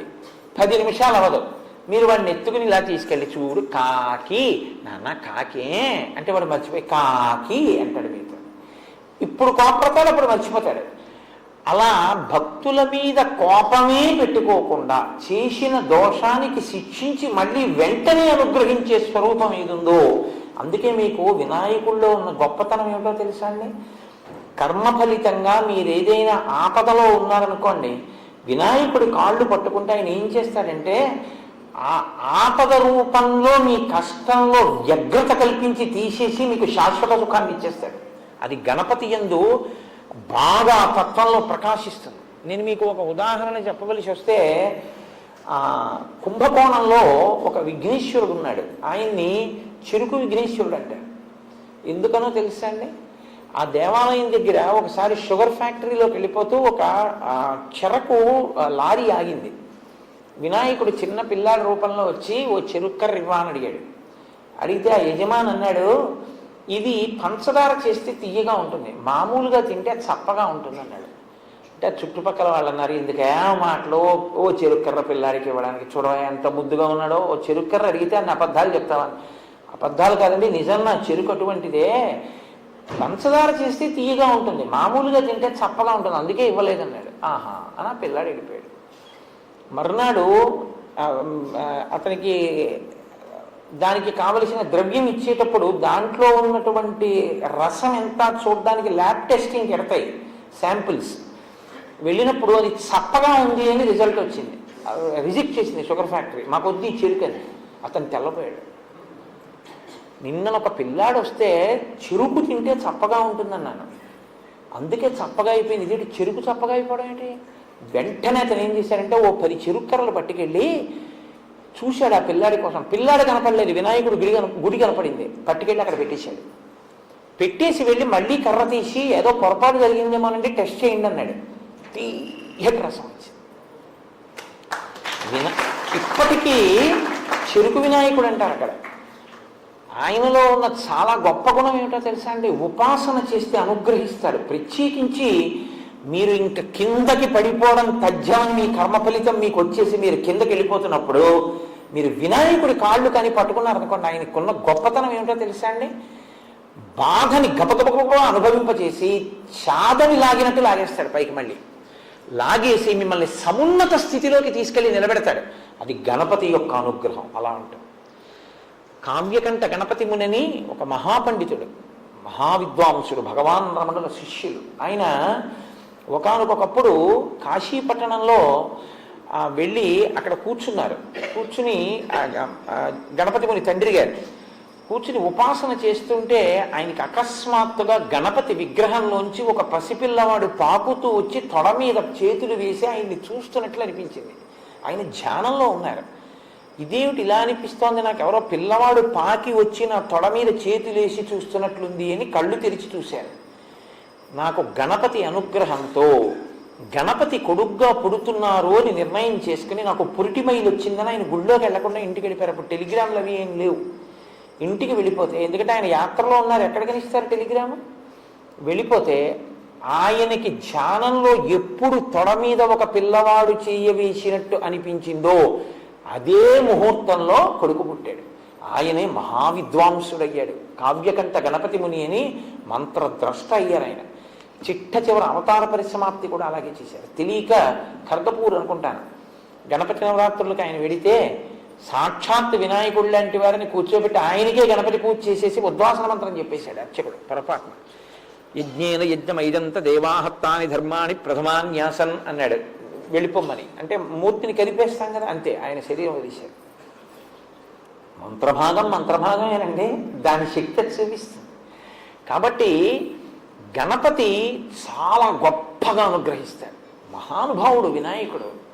కాబట్టి వికటో, ఆయన చేసే పనులు హాస్యస్ఫోరకంగా ఉంటాయి, కానీ ఆయన చాలా బాగా అనుగ్రహించేటటువంటి స్వరూపం ఉన్నవారు. ఆయన చేసే పనులు ఏమిట్రా ఇలాగా అనిపిస్తుంది, కానీ చాలా గమ్మత్తుగా ఉంటుంది ఆయన చేసేది. మీకు నేను ఉదాహరణ చెప్పాలంటే, ఇందాక అన్నా కదా శ్రీకాంతో మాతులో యస్య, మేనమామ గారు శ్రీ మహావిష్ణువు ఒకసారి వినాయకుడి పుట్టినరోజు వచ్చింది. వినాయకుడి పుట్టినరోజు వస్తే వినాయకుడికి మేనమామని పిలిచారు. మేనమామ అత్తయ్య వెళ్ళారు, లక్ష్మీదేవి నారాయణుడు. ఏవో బహుమానాలు పట్టుకెళ్ళాడు మేనల్లుడికని. అన్నీ అక్కడ పెట్టి, ఒరే నాన్న నీకు తెచ్చాను రా అని చూపిస్తుంటే ఇవన్నీ ఇస్తూ ఉండడంలో సుదర్శన చక్రాన్ని పక్కనెట్టుకున్నాడు ఆయన. ఆ పిల్లాడికి ఈ చక్రం నచ్చింది, గుడుక్కుని నోట్లో పడేసుకున్నాడు. ఏముందండి, ఆ తొండంతో తీసి ఇలా పెట్టి మింగేశాడు. అయ్యి బాబాయ్ నా చక్రం ఏదన్నాడు. మింగేశాను మామయ్య అన్నాడు. అయ్యి బాబాయ్ మింగేస్తే ఎలాగరా, మరి ఎలాగరా, ఇచ్చేయరా అంటే ఇస్తాడా? ఆ లంబోదరంలో పడేసుకుని పరిగెడుతున్నాడు అటు ఇటును. అప్పుడు శ్రీ మహావిష్ణువు ఆలోచించారు, ఎలా వీడి కడుపులోంచి తేవడం, వీడికి ఏదైనా హాస్యస్ఫోరకంగా ఉంటే సంతోషిస్తాడు ఆయన. అదో విచిత్రం. మిగిలిన ఈ దేవుళ్ళ దగ్గర మీరు డిసిప్లిన్డ్గా కూర్చోవాలి, ఆయన దగ్గర సంతోషమైన పనులు చేస్తే సంతోషిస్తాడు ఆయన. వీడికి నవ్వు పుట్టిద్దామని కుడి చెవి తీసి ఈ చెవిని ఎడం చెవిని పట్టుకుని గుంజీలు అన్నవి మొదట తీసిన వారు విష్ణుమూర్తి. గుంజీలు తీశారు. తీస్తే వినాయకుడు చూసి మామయ్య మామయ్య అదేమిటి ఇలా పట్టుకుని అలా ఊగుతున్నామని పెద్ద నవ్వు నవ్వాడు. పిల్లవాడికి పలక మారి లోపల నుంచి సుదర్శన చక్రం బయటపడిపోయింది. అమ్మయ్య చాలరా బాబు అని తలుపుకుని తీసుకున్నాడు. అందుకే ఇప్పటికీ ఆయన అనుగ్రహానికి ఏం చేస్తారంటే వెళ్ళి గుంజీలు తీస్తారు ఆయన దగ్గర. ఎక్కడి నుంచి వచ్చింది ఇదంటే శాస్త్రంలో అక్కడి నుంచి వచ్చింది. హాస్యస్ఫోరకంగా ఉండి అనుగ్రహిస్తారు. మీరు చూడండి ఈ లోకానికి ఆయన ఎంత ఉపకారం చేశారో తెలుసా? గోకర్ణ క్షేత్రం ఎక్కడి నుంచి వచ్చిందండి? ఆయన అనుగ్రహమే. రావణాసురుడు శివలింగాన్ని పట్టుకెళ్ళిపోతుంటే బ్రహ్మచారి రూపంలో వెళ్ళి అందాక నేను పట్టుకుంటాను, బరువుగా అనిపిస్తే 3 మాటలు పిలుస్తాను, రాకపోతే కిందెట్టేస్తాను అన్నాడు. ఖచ్చితంగా సంధ్యావనంలో అర్ఘ్యం ఇచ్చే వాటికి రావణ రావణ రావణ అని కింద పెట్టేశారు. ఒక్క మొట్టిగా కొడితే సొట్టడిపోయిందండి. ఇప్పటికీ గోకర్ణ క్షేత్రంలో సొట్టపడిపోయి ఉంటారు మహానుభావుడు. హాస్యస్ఫోరకంగా ఉంటుంది ఆయన చేసే పని. కానీ గోకర్ణ క్షేత్రం వచ్చింది. అలాగే విభీషణుడు రంగనాథుడిని పట్టుకెళ్ళిపోతున్నాడు. మా నాన్నగారికి చిదంబరంలో నటరాజు అని పేరు. మా నాన్నగారు నాట్యం చేస్తారని. పాపం మా మామయ్యకే రాజన్న పేరుతో క్షేత్రం లేదని ఆయన మామయ్య కోసం ఏం చేశారో తెలుసా? విభీషణుడి దగ్గరికి వెళ్ళి కావేరీ నదిలో స్నానం చేయాలనిపించింది విభీషణుడికి. బ్రహ్మచారి రూపంలో కనబడ్డారు. ఒరే నాయన కొంచెం ఇది పట్టుకుంటావా, ఈ రంగనాథుడి మూర్తిని, నేను కావేరీలో స్నానం చేసి వస్తా అన్నారు. బరువుగా అనిపిస్తే పిలుస్తాను వచ్చేయాలన్నారు. అలాగేనన్నారు. ఆయన స్నానానికి వెళ్ళారు. ఈయన 3 మాటలు పిలిచి అక్కడ ఎట్టేశారు. మా నాన్నగారు నటరాజు అయితే మా మేనమావ రంగరాజు అని శ్రీరంగనాథుడిగా అక్కడ తీసుకొచ్చి పెట్టినవారు వినాయకుడే. అంత గొప్ప వైష్ణవ క్షేత్రం వినాయకుడి వల్లే వచ్చింది. కాబట్టి ఇక్కడ చిదంబరం ఉంటే అక్కడ శ్రీరంగాన్ని తెచ్చినవాడు మా స్వామి వినాయకుడే. కాబట్టి శ్రీకాంతో మాతులో యస్య, ఆయన చేసేవి హాస్యస్ఫోరకంగా ఉంటాయి, కానీ చాలా మహోపకారాలు చేస్తుంటారు. ద్రవిడ దేశానికి నది లేదు. వాళ్ళు దాహార్తితో కొట్టుకుపోయేవారు. ద్రవిడ దేశంలో ఉన్న భక్తులందరూ గణపతిని ఆరాధన చేశారు. వినాయకుడిని మీకు నీళ్ళు ఇస్తానన్నారు ఆయన. అగస్త్య మహర్షి యొక్క కమండలంలోకి నదీ జలాలు ఉండేవి, గంగానదిలాగా. కాబట్టి ఆ కమండలం కింద కాని పడిందో పెద్ద నది ప్రవహిస్తుంది. ఆయన ఒక కొండ శిఖరం మీద కూర్చుని ఉపాసన చేస్తున్నారు అగస్త్య మహర్షి. ఈయన విఘ్నేశ్వరుడు కాకి రూపంలో వెళ్ళి కమండలం కింద పడేశారు. అప్పుడు పుట్టింది కావేరీ నది. కావేరీ నది అగస్త్య మహర్షి యొక్క కమండలంలోంచి వచ్చింది. అందుకే ఇప్పటికీ ద్రవిడ దేశంలో తమిళనాడులో మా అభివృద్ధి అంతా వినాయకుడి భిక్షని చెప్పుకుంటారు వాళ్ళు. కావేరీ నది ఉంది కాబట్టి మేము అన్నం తింటున్నాం అంటారు. వినాయకుడి భిక్షని మీకు అందుకే ఎక్కడ చూసినా వినాయకుడు గుళ్ళు ఉంటాయి తమిళనాడు అంతా. కాబట్టి ఆయన కాకి రూపంలో పడేసి బ్రహ్మచారి రూపంలో పారిపోతున్నారు. నా కమండలం కింద పడేశావు, నదీ ప్రవాహం కింద నీరంతా ఇంత గొప్ప నీరు వెళ్ళిపోయిందని అగస్త్య మహర్షి కూడా పొట్టిగా ఉంటాడు. ఆయన ఈ బ్రహ్మచారిని పట్టుకుందామని పరిగెత్తాడు. పరిగెడితే కొంత దూరం పరిగెత్తించి వినాయక రూపంలో సాక్షాత్కరించారు. అగస్త్య మహర్షి అయ్యయ్యయ్యయ్యో, ఇంత చదువుకున్నాను, ఇంత తపస్సు చేశాను, లోకోపకారానికి కాకి రూపంలో నా కమండలం కనబడితే, బ్రహ్మచారి రూపంలో కనబడితే బ్రహ్మచారిని కొట్టబోయాను. ఆవేశంలోని ఎందుకు నా బుద్ధి ఇది తెలుసుకోలేకపోయాను, అయ్యయ్యో అని ఇలా అన్నాడు. అందుకే అప్పటి నుంచి ఎంత తప్పు ఆయన పట్ల చేసినా గణపతి దగ్గరికి వెళ్ళి ఇలా అంటే ఆయన సంతోషిస్తారు, తప్పులు మన్నిస్తారు. అందుకు వచ్చాయండి ఇవన్నీ, ఉత్తినే వచ్చాయనుకుంటారా? వికటో హాస్యస్ఫోరకంగా ఉన్నట్టుంటే ఆయన చేసే పనులు. కానీ ఆయన చాలా గొప్పగా అనుగ్రహిస్తారు. మీరు ఏ దేవుడి దగ్గరికన్నా వెళ్ళి ఇలా అంటే రక్షించడం, గుంజీలు తీస్తే రక్షించడం అలా ఉండదు. ఆయన దగ్గర ఏమీ అక్కలేదు. వెళ్ళి ఇలా కొట్టుకుని 3 గుంజీలు తీసేస్తే చాలు. ఆయన అన్ని తప్పులు క్షమించి నేను ఉన్నాను లేరా నీ వెంటంటారు. అంటే వికటో. సరే, ఇంకా దాన్ని అక్కడతో వదిలేస్తాం. సుముఖశ్చైక దంతశ్చ కపిలో గజకర్ణక లంబోదరశ్చ వికటో విఘ్నరాజు. ఇంకా సగం కూడా అవ్వలేదు. ఏమండి, ఎంత ఒక వాక్యంలో పూర్తి చేసేస్తాను. 16 అది పెద్ద విశేషమే ఉంది. వికటో విఘ్నరాజు వినాయక. విఘ్నరాజు వినాయకుడు అని 2 పేర్లు. మీరు బాగా జ్ఞాపకం పెట్టుకోవాలి ఈ విషయాన్ని. ఒకే దేవాలయ ప్రాంగణంలో 2 వినాయకులు ఉన్నారనుకోండి. ఒకే దేవాలయ ప్రాంగణంలో 2 వినాయకులు ఇక్కడ ఉన్నారు. అలాగే ఉంటే ఒకరు విఘ్నరాజు, ఒకరు వినాయకుడు. మీరు రాజద్వారంలోంచి లోపలికి రాగానే కనపడేవాడు విఘ్నరాజు, ఇంకా లోపలికిడితే కనపడేవాడు వినాయకుడు. విఘ్నరాజు వినాయకుడు సమాన స్థాయిలో పూజలు అందుకుంటారు ఎప్పుడు. ఎందుకో తెలుసా అండి? ఒకరు విఘ్నాన్ని కల్పిస్తారు, ఒకరు విఘ్నాన్ని తీసేస్తారు. విఘ్నాన్ని కల్పిస్తే విఘ్నరాజు, విఘ్నాన్ని తీసేస్తే వినాయకుడు.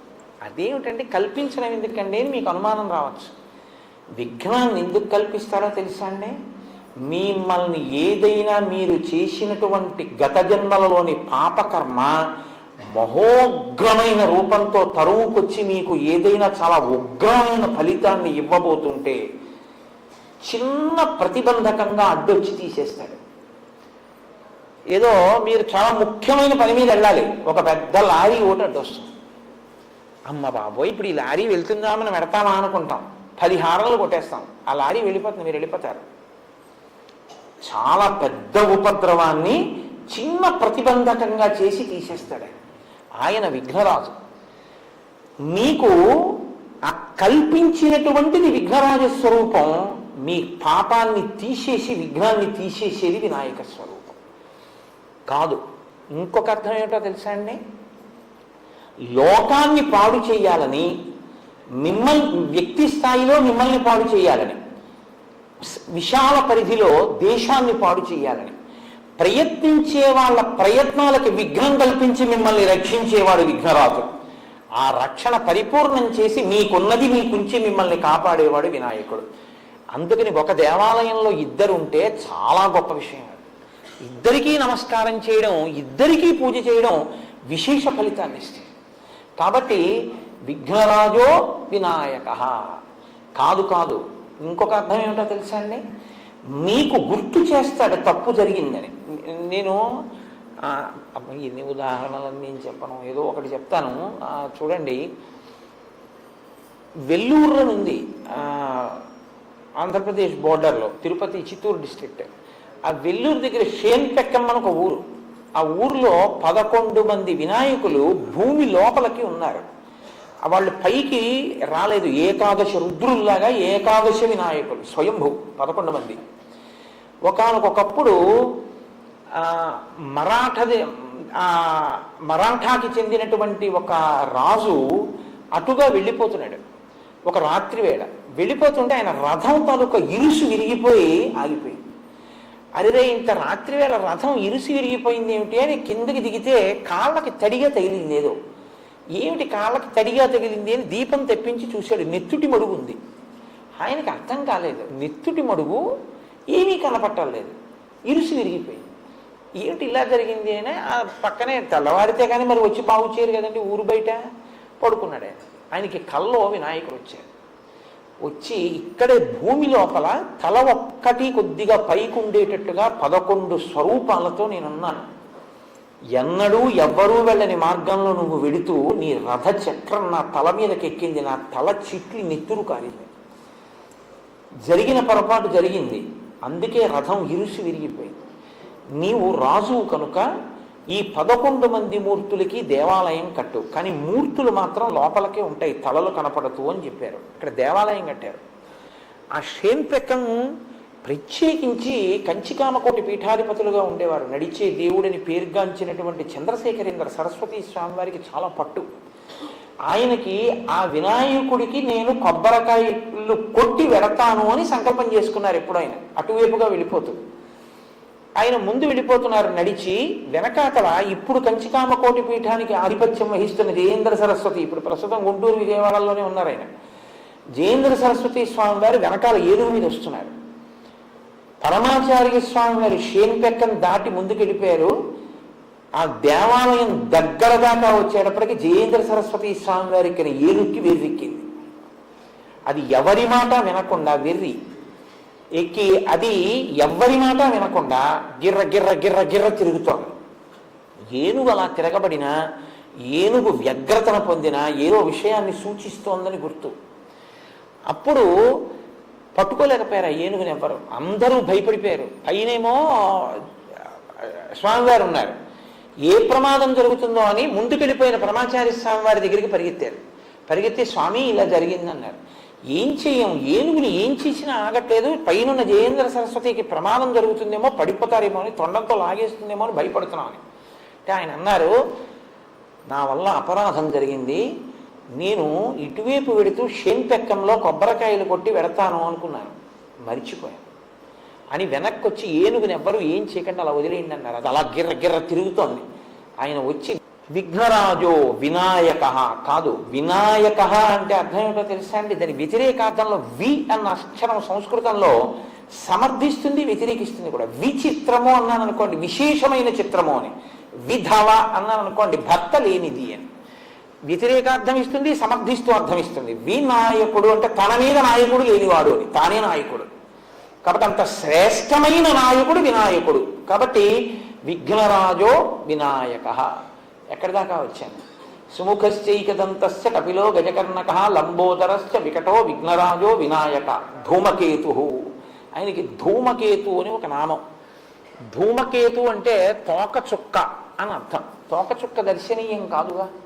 అయితే ధూమం అంటే పొగ, కేతు అంటే పతాకం, పొగ పతాకముగా కలిగిన వాడు అని. ఆ పేరు ఎక్కడొచ్చింది వినాయకుడికి అంటే, ఒకానొకప్పుడు ధూమాసురుడు అని ఒక రాక్షసుడు ఉండేవాడు. ఆయన ఏమిటంటే విషపు వాయువుల్ని అందరి మీదకి పంపి చంపుతూ ఉండేవాడు. ఆయనకు అదో శక్తి. ఆయన గురించి ఎందుకంటే ఇప్పుడు మనం పాయిజనస్ గ్యాసులు విడిచిపెట్టుకోవట్లేదు కాబట్టి ఆయన అలా చంపుతూ ఉండేవాడు. ఒకానొకప్పుడు ఆయనకి జ్యోతిష్కులు ఒక మాట చెప్పారు, నిన్ను చంపేవాడు పక్క రాజ్యపు రాజుగారి భార్య కడుపున పుడుతున్నాడు. ఈయన రాక్షసుల్ని పంపించాడు ఆ రాణిగారిని చంపేమని. ఈయన గూఢచారకుడికి వెళ్ళేటప్పటికి పాపం ఆ రాజు రాణి ఏకశయ్యాగతులై ఉన్నారు. వాళ్ళని చూస్తే జాలి ఇచ్చింది ఆయనకి. చాలా అమాయకంగా ఉంది ఆవిడ, గర్భిణి. అయ్యో ఈవిడ్ని చంపేయడం ఏమిటని ఆ తల్పాన్ని తల్పంగా తీసుకెళ్లి అరణ్యం మధ్యలో వదిలిపెట్టేశాడు. ఇది రాక్షసుడికి తెలిసింది. ఈలోగా వాళ్ళు తెల్లవారు లేచేప్పుడు అడవిలో ఉన్నారు ఆ రాజదంపతులు.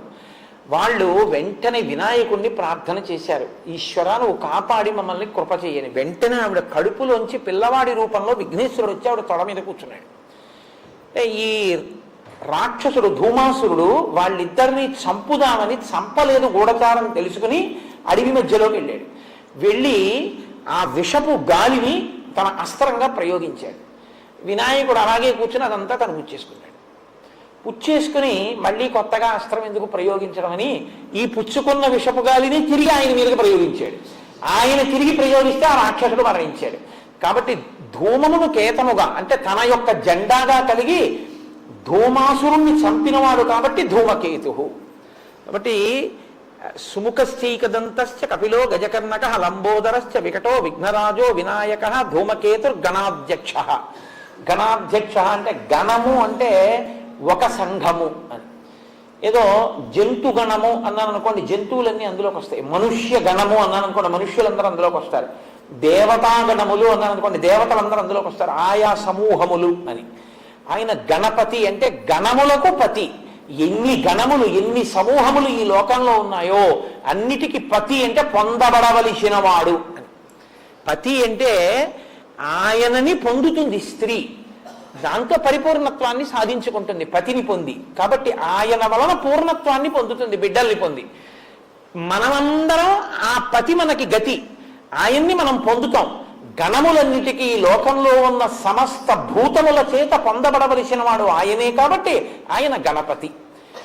కాబట్టి విఘ్నరాజో వినాయక ధూమకేతుర్ గణాధ్యక్ష ఫాలచంద్రో.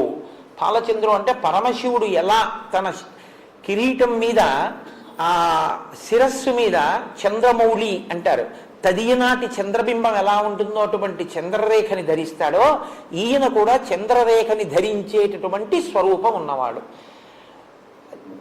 నేను వివరంగా చెప్పడం కుదరదు కానీ చతుర్దశి మహాత్మ్యము అని చాలా అద్భుతమైనటువంటి విషయం అది, కానీ చాలా దీర్ఘంగా ఉంటుంది. వేరొకసారి ఎప్పుడైనా ప్రస్తావన చేస్తాను.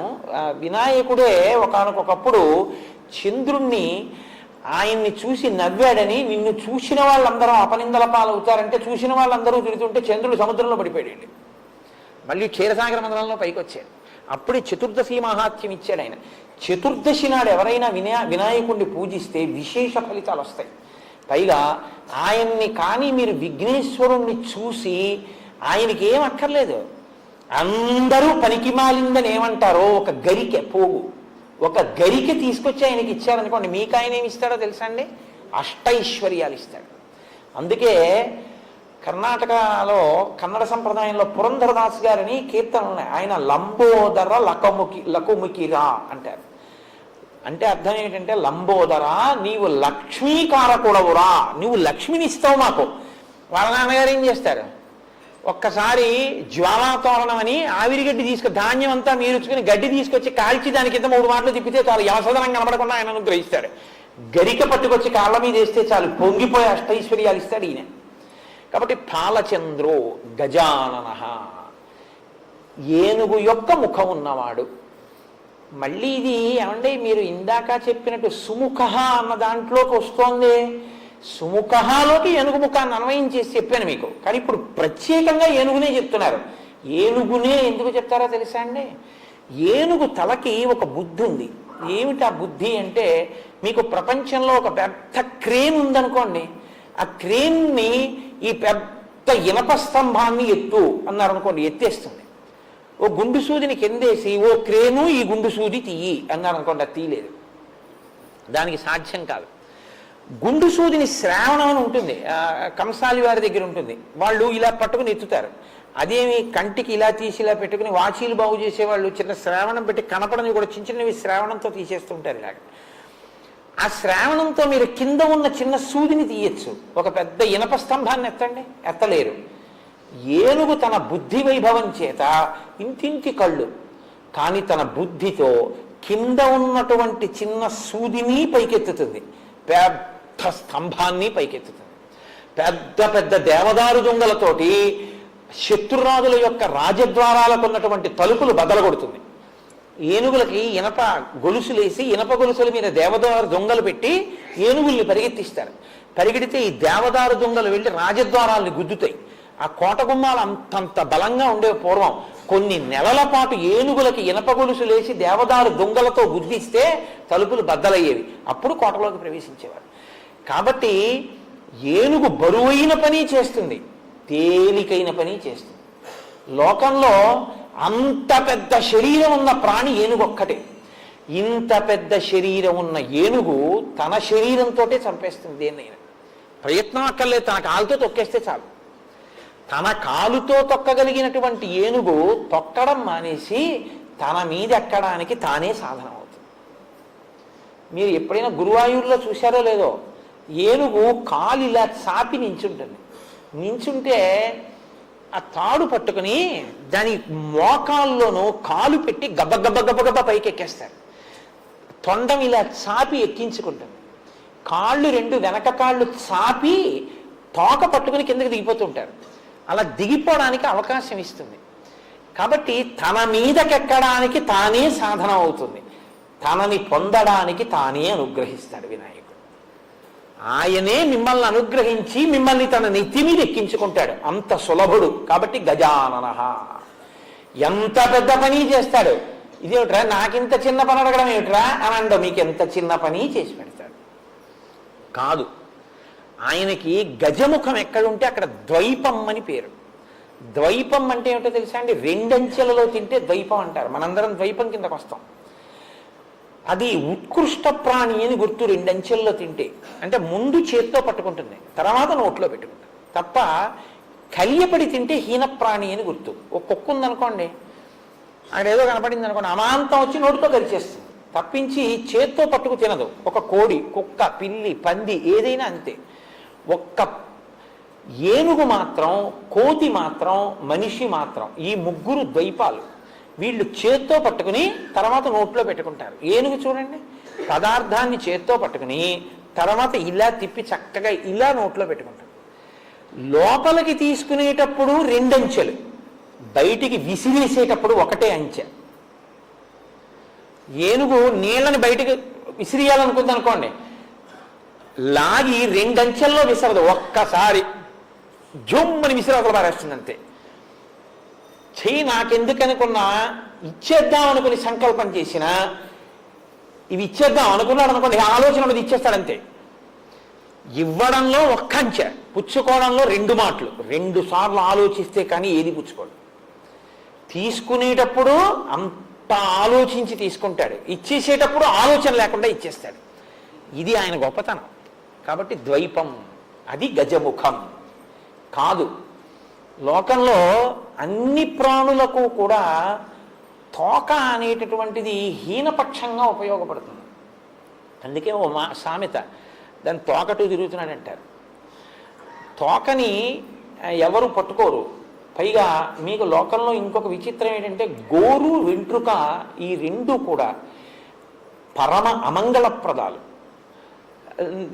అసలు వెంట్రుక అంటే ఒక 6 నెలల ఉపన్యాసం చెప్పచ్చు, అంత సబ్జెక్ట్ ఉంది దాని మీద. ఆ వెంట్రుక మీద ఏదో వెంట్రుక అంటాం కానీ మనం వెంట్రుక అన్నది అంత గొప్పదండి.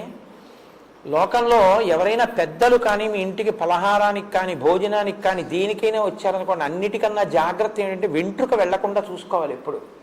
నేను వెంట్రుక కానీ కనపడితే ఇక ఆ భోజనాన్ని చేయకూడదు, ఉత్తరాపోసనం బట్టి లేచిపోవాలి. పూజ జరుగుతుండగా వెంట్రుక కానీ ఎగిరి వచ్చిందనుకోండి, ఆ పూజ అక్కడితో పోతుంది. ఇంకా తీసి మళ్ళీ స్నానం చేసి పూజ చేయాలి. వెంట్రుక అంత అపవిత్రం. కానీ ఏనుగు తోక మీద ఉన్న వెంట్రుకని చుట్టి ఉంగరంలో పెట్టి పైన రాయిని పొదిగితే ఏ దృష్టి దోషం కానీ గ్రహదోషం కానీ ఉగ్రమైన భూతములు కానీ ఏమీ చేయలేవు. అందుకే పూర్వం రాజకుటుంబాల్లో పులి గోరు ఏనుగు వెంట్రుక గొలుసులో వేసేవారు. ఇప్పటికీ గురువాయూరులో కృష్ణ పరమాత్మ పులిగోరు వేసుకుని ఉంటాడు. చిన్ని కృష్ణుడికి పులిగోరు వేసింది యశోద. గోళ్లల్లో గొప్పది పులిగోరు, వెంట్రుకల్లో గొప్పది ఏనుగు వెంట్రుక. ఇంకో విచిత్రం ఏంటో తెలుసా అండి, జంతువుగా పూజ ఏనుగు ఒక్కదానికి. గజ పూజ గోపూజ అంటారు. పీఠాల్లో ఈ రెండింటికి పూజ చేస్తారు, గజ పూజ గోపూజ ప్రధానంగా. అశ్వపూజ పక్కన పెట్టండి, గజ పూజ గోపూజ. ఇందులో గోపూజ జంతు పూజ కాదు, పరాశక్తి పూజ. గోపూజని ఎప్పుడూ కూడా మీరు జంతువుకి చేస్తున్న పూజ అనుకోకూడదు, అది పరాశక్తికి పూజ చేసినట్టు. అందుకే చంద్రశేఖర భారతీ స్వామి వారు శారదాదేవి గుళ్ళోకి ఎడుతుంటే ఆవు బయట పడుకుని ఉంటే తీయద్దని ఆవుకి పూజ చేసి వెళ్ళిపోయారంతే. పరాశక్తికే పూజ, ఆవుకి పూజ చేయడం అంటే పరాశక్తి అందుకుంటుంది. కాబట్టి గోపూజ జంతు పూజ కాదు, జంతు పూజ గజ పూజ. ఏనుగొక్కటే జంతువయ్యుండి పూజ అందుకుంటుంది కాదు, ఏనుగొక్కటే జంతువయ్యుండి ఈశ్వరుణ్ణి అనేక విధాలు సేవిస్తుంది. ఎందుకో తెలుసా అండి, ఈశ్వరుడికి చామరం వేసే ఏకైక జంతువు ఏనుగు. ఇప్పటికీ ఆ చేత్తో చామరం పట్టుకుని తొండంతో చామరం వేస్తుంది. కంచికామకోటి పీఠంలో శంకరాచార్య స్వామి వారి పాదుకలకి సాయంకాలం వేళ పీఠం యొక్క ఏనుగు చామరం వేస్తుంది. ఏనుగు తొండంతో ఈశ్వరుణ్ణి సేవిస్తుంది. ఏనుగు తన తొండంతో నీళ్లు తెచ్చి శివలింగం మీద పోసిన సందర్భాలు ఎన్నున్నాయో కథలు. ఏనుగు తన తొండమెత్తి ఈశ్వరుడికి నైవేద్యం జరుగుతుంటే ఘీంకరిస్తుంది. ఏనుగు విభూతి పుండ్రాలు పెట్టుకుని ఊర్ధ్వ పుండ్రాలు పెట్టుకుని ఈశ్వరాలయాల ముందు పరమ సాధుగా అక్కడ నిలబడి ఈశ్వరుణ్ణి వహిస్తుంది. గజ ముఖానికి అంత గొప్పతనం ఉంది. ఇక నేను ఎన్ని చెప్పగలను, దానికి అంతు జరి ఏముండదు ఇంకా. కాబట్టి సుముఖశ్చైక దంతస్య కపిలో గజకర్ణక లంబోదరశ్చ వికటో విఘ్నరాజో వినాయక ధూమకేతుర్గణాధ్యక్ష పాలచంద్రో గజానన వక్రతుండ. ఆయన యొక్క తొండం ఇలా పక్కకి కుడి పక్కకి తిరిగి ఉంటుంది. ఆ తిరిగినటువంటి తొండాన్ని మీరు జాగ్రత్తగా చూస్తే అది చాలా అందంగా ప్రణవాకృతిని పొంది ఉంటుంది. ప్రణవాన్ని సాకార దర్శనం చేయాలంటే 2 చోట్లే అంటారు పెద్దలు. హనుమ సీతారామ లక్ష్మణులు ఉంటే ప్రణవం, అకార ఉకార మకార అన్న నాదం హనుమ ఓంకారం. అలాగే ఏనుగు తొండం తిరిగి ఉంటే అది ప్రణవాకారం. కాబట్టి వక్రతుండ శూర్పకర్ణో, శూర్పకర్ణం అంటే చాటలంతంత చెవులు ఉన్నవాడు. ఇప్పుడు ఆ చాటల లాంటి చెవులుంటే మీకేమవుతుందో తెలుసా అండి, మీ మనసు ఎప్పుడు అలా ఉంటాయి, ఆవు చెవులు అలా ఉంటాయి. గోకర్ణం గోకర్ణం అంటాం, కానీ ఒక్క ఏనుగు చెవులు చాటల్లా ఉంటాయి.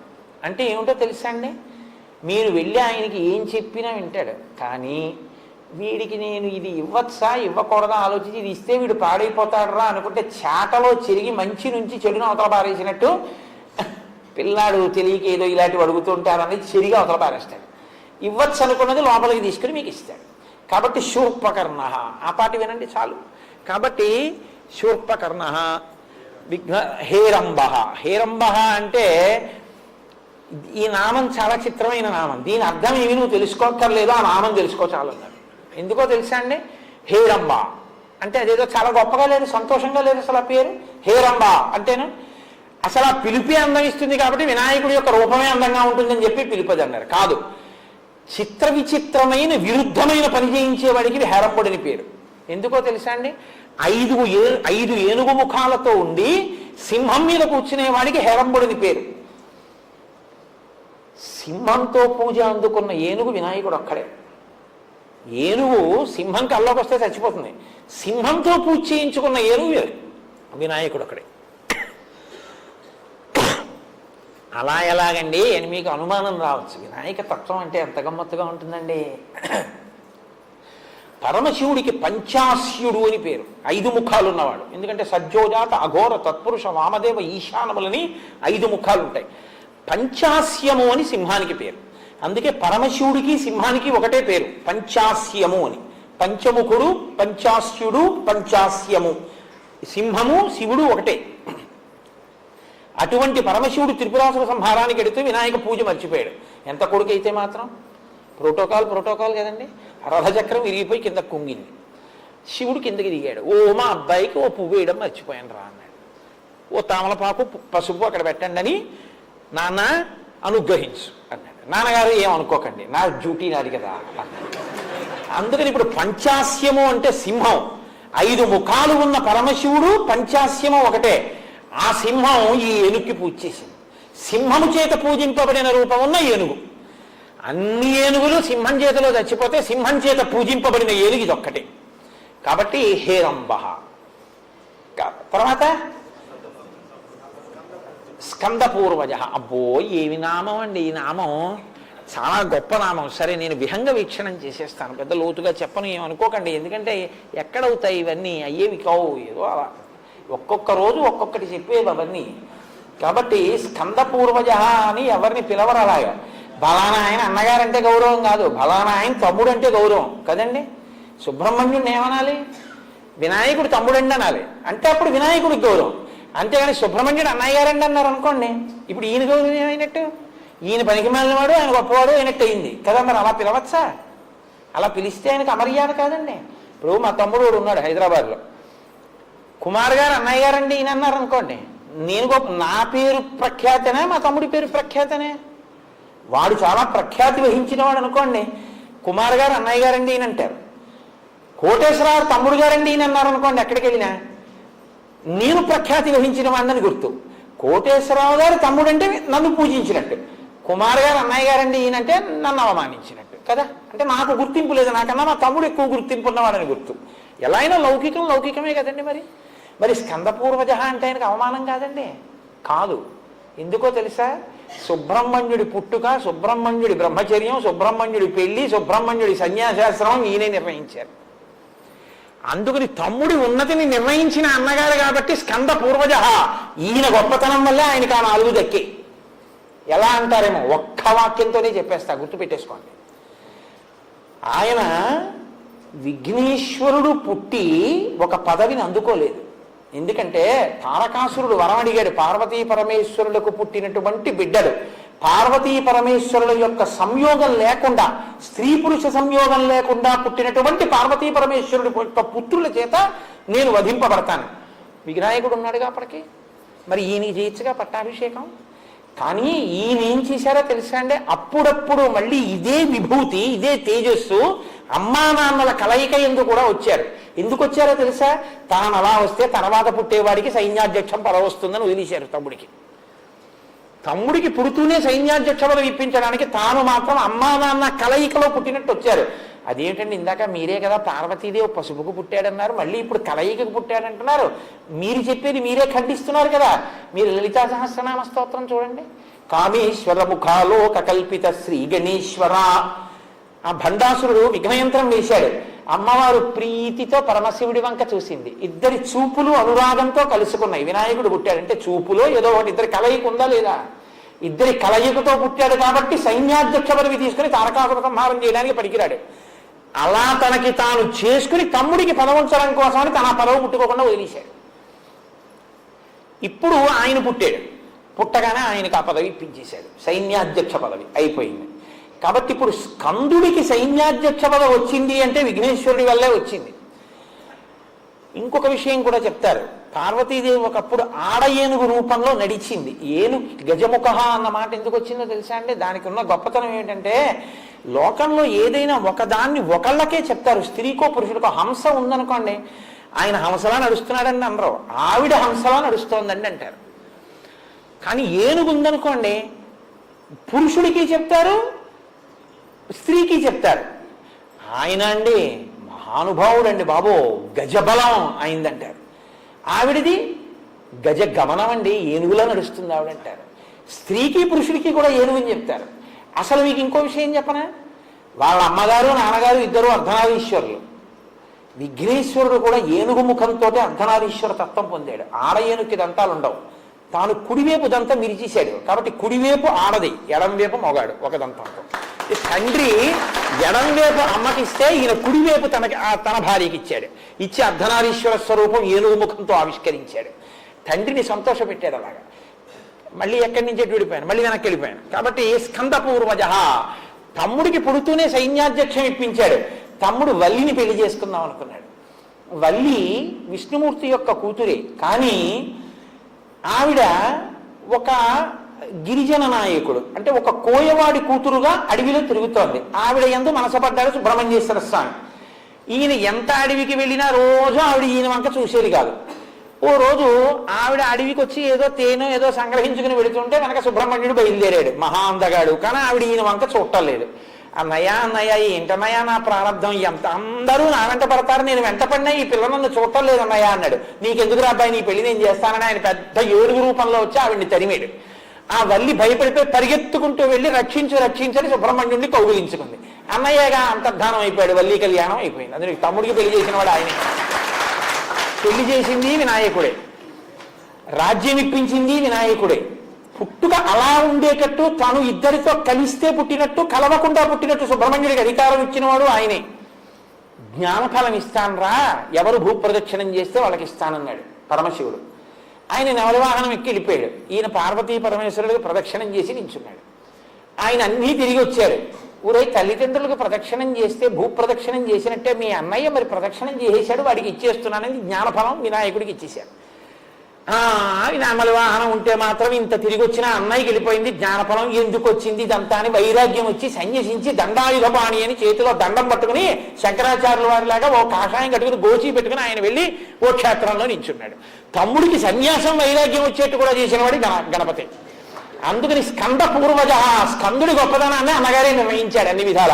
కాబట్టి స్కంద పూర్వజ అంటేట సుబ్రహ్మణ్యుడు కూడా సంతోషిస్తాట, పార్వతీ పరమేశ్వరుడు సంతోషిస్తారట. కాబట్టి నీకు 16 అభ్యున్నతులు కలగడానికి 16 నామాలు చెప్పాం. ఇవి ఎప్పుడు చెప్తావు? ప్రవేశే నిర్గమే తథా, విద్యారంభే వివాహేచ. విద్యారంభం అంటే చదువుకోవడం మొదలుపెట్టినప్పుడు అని కాదు, దాని అర్థం బ్రహ్మచర్యాశ్రమమునందు ప్రారంభంలో, అంటే ఉపనయనం చేసినప్పుడు మొట్టమొదట ఈ శ్లోకం నేర్పాలి. బ్రహ్మచర్యము అంటే వేద విద్యాభ్యాసం, గురువుగారి దగ్గరికి పంపడానికి కదండి ఉపనయనం చేస్తారు. అందుకని బ్రహ్మచర్యాశ్రమమునందు మొదట ఈ శ్లోకం నేర్చుకోవాలి. వివాహేచ, గృహస్థాశ్రమంలో పెడుతూ ఇది నేర్చుకోవాలి. ప్రవేశే నిర్గమే తథా, ప్రవేశము నిర్గమము అంటే లోపలికి వెళ్ళి బయటికి వచ్చుట, కదలిక. ఉపన్యాసానికి మొదలవుతుందా, కాసేపు ఆగి మంగళం చెప్పేస్తాను.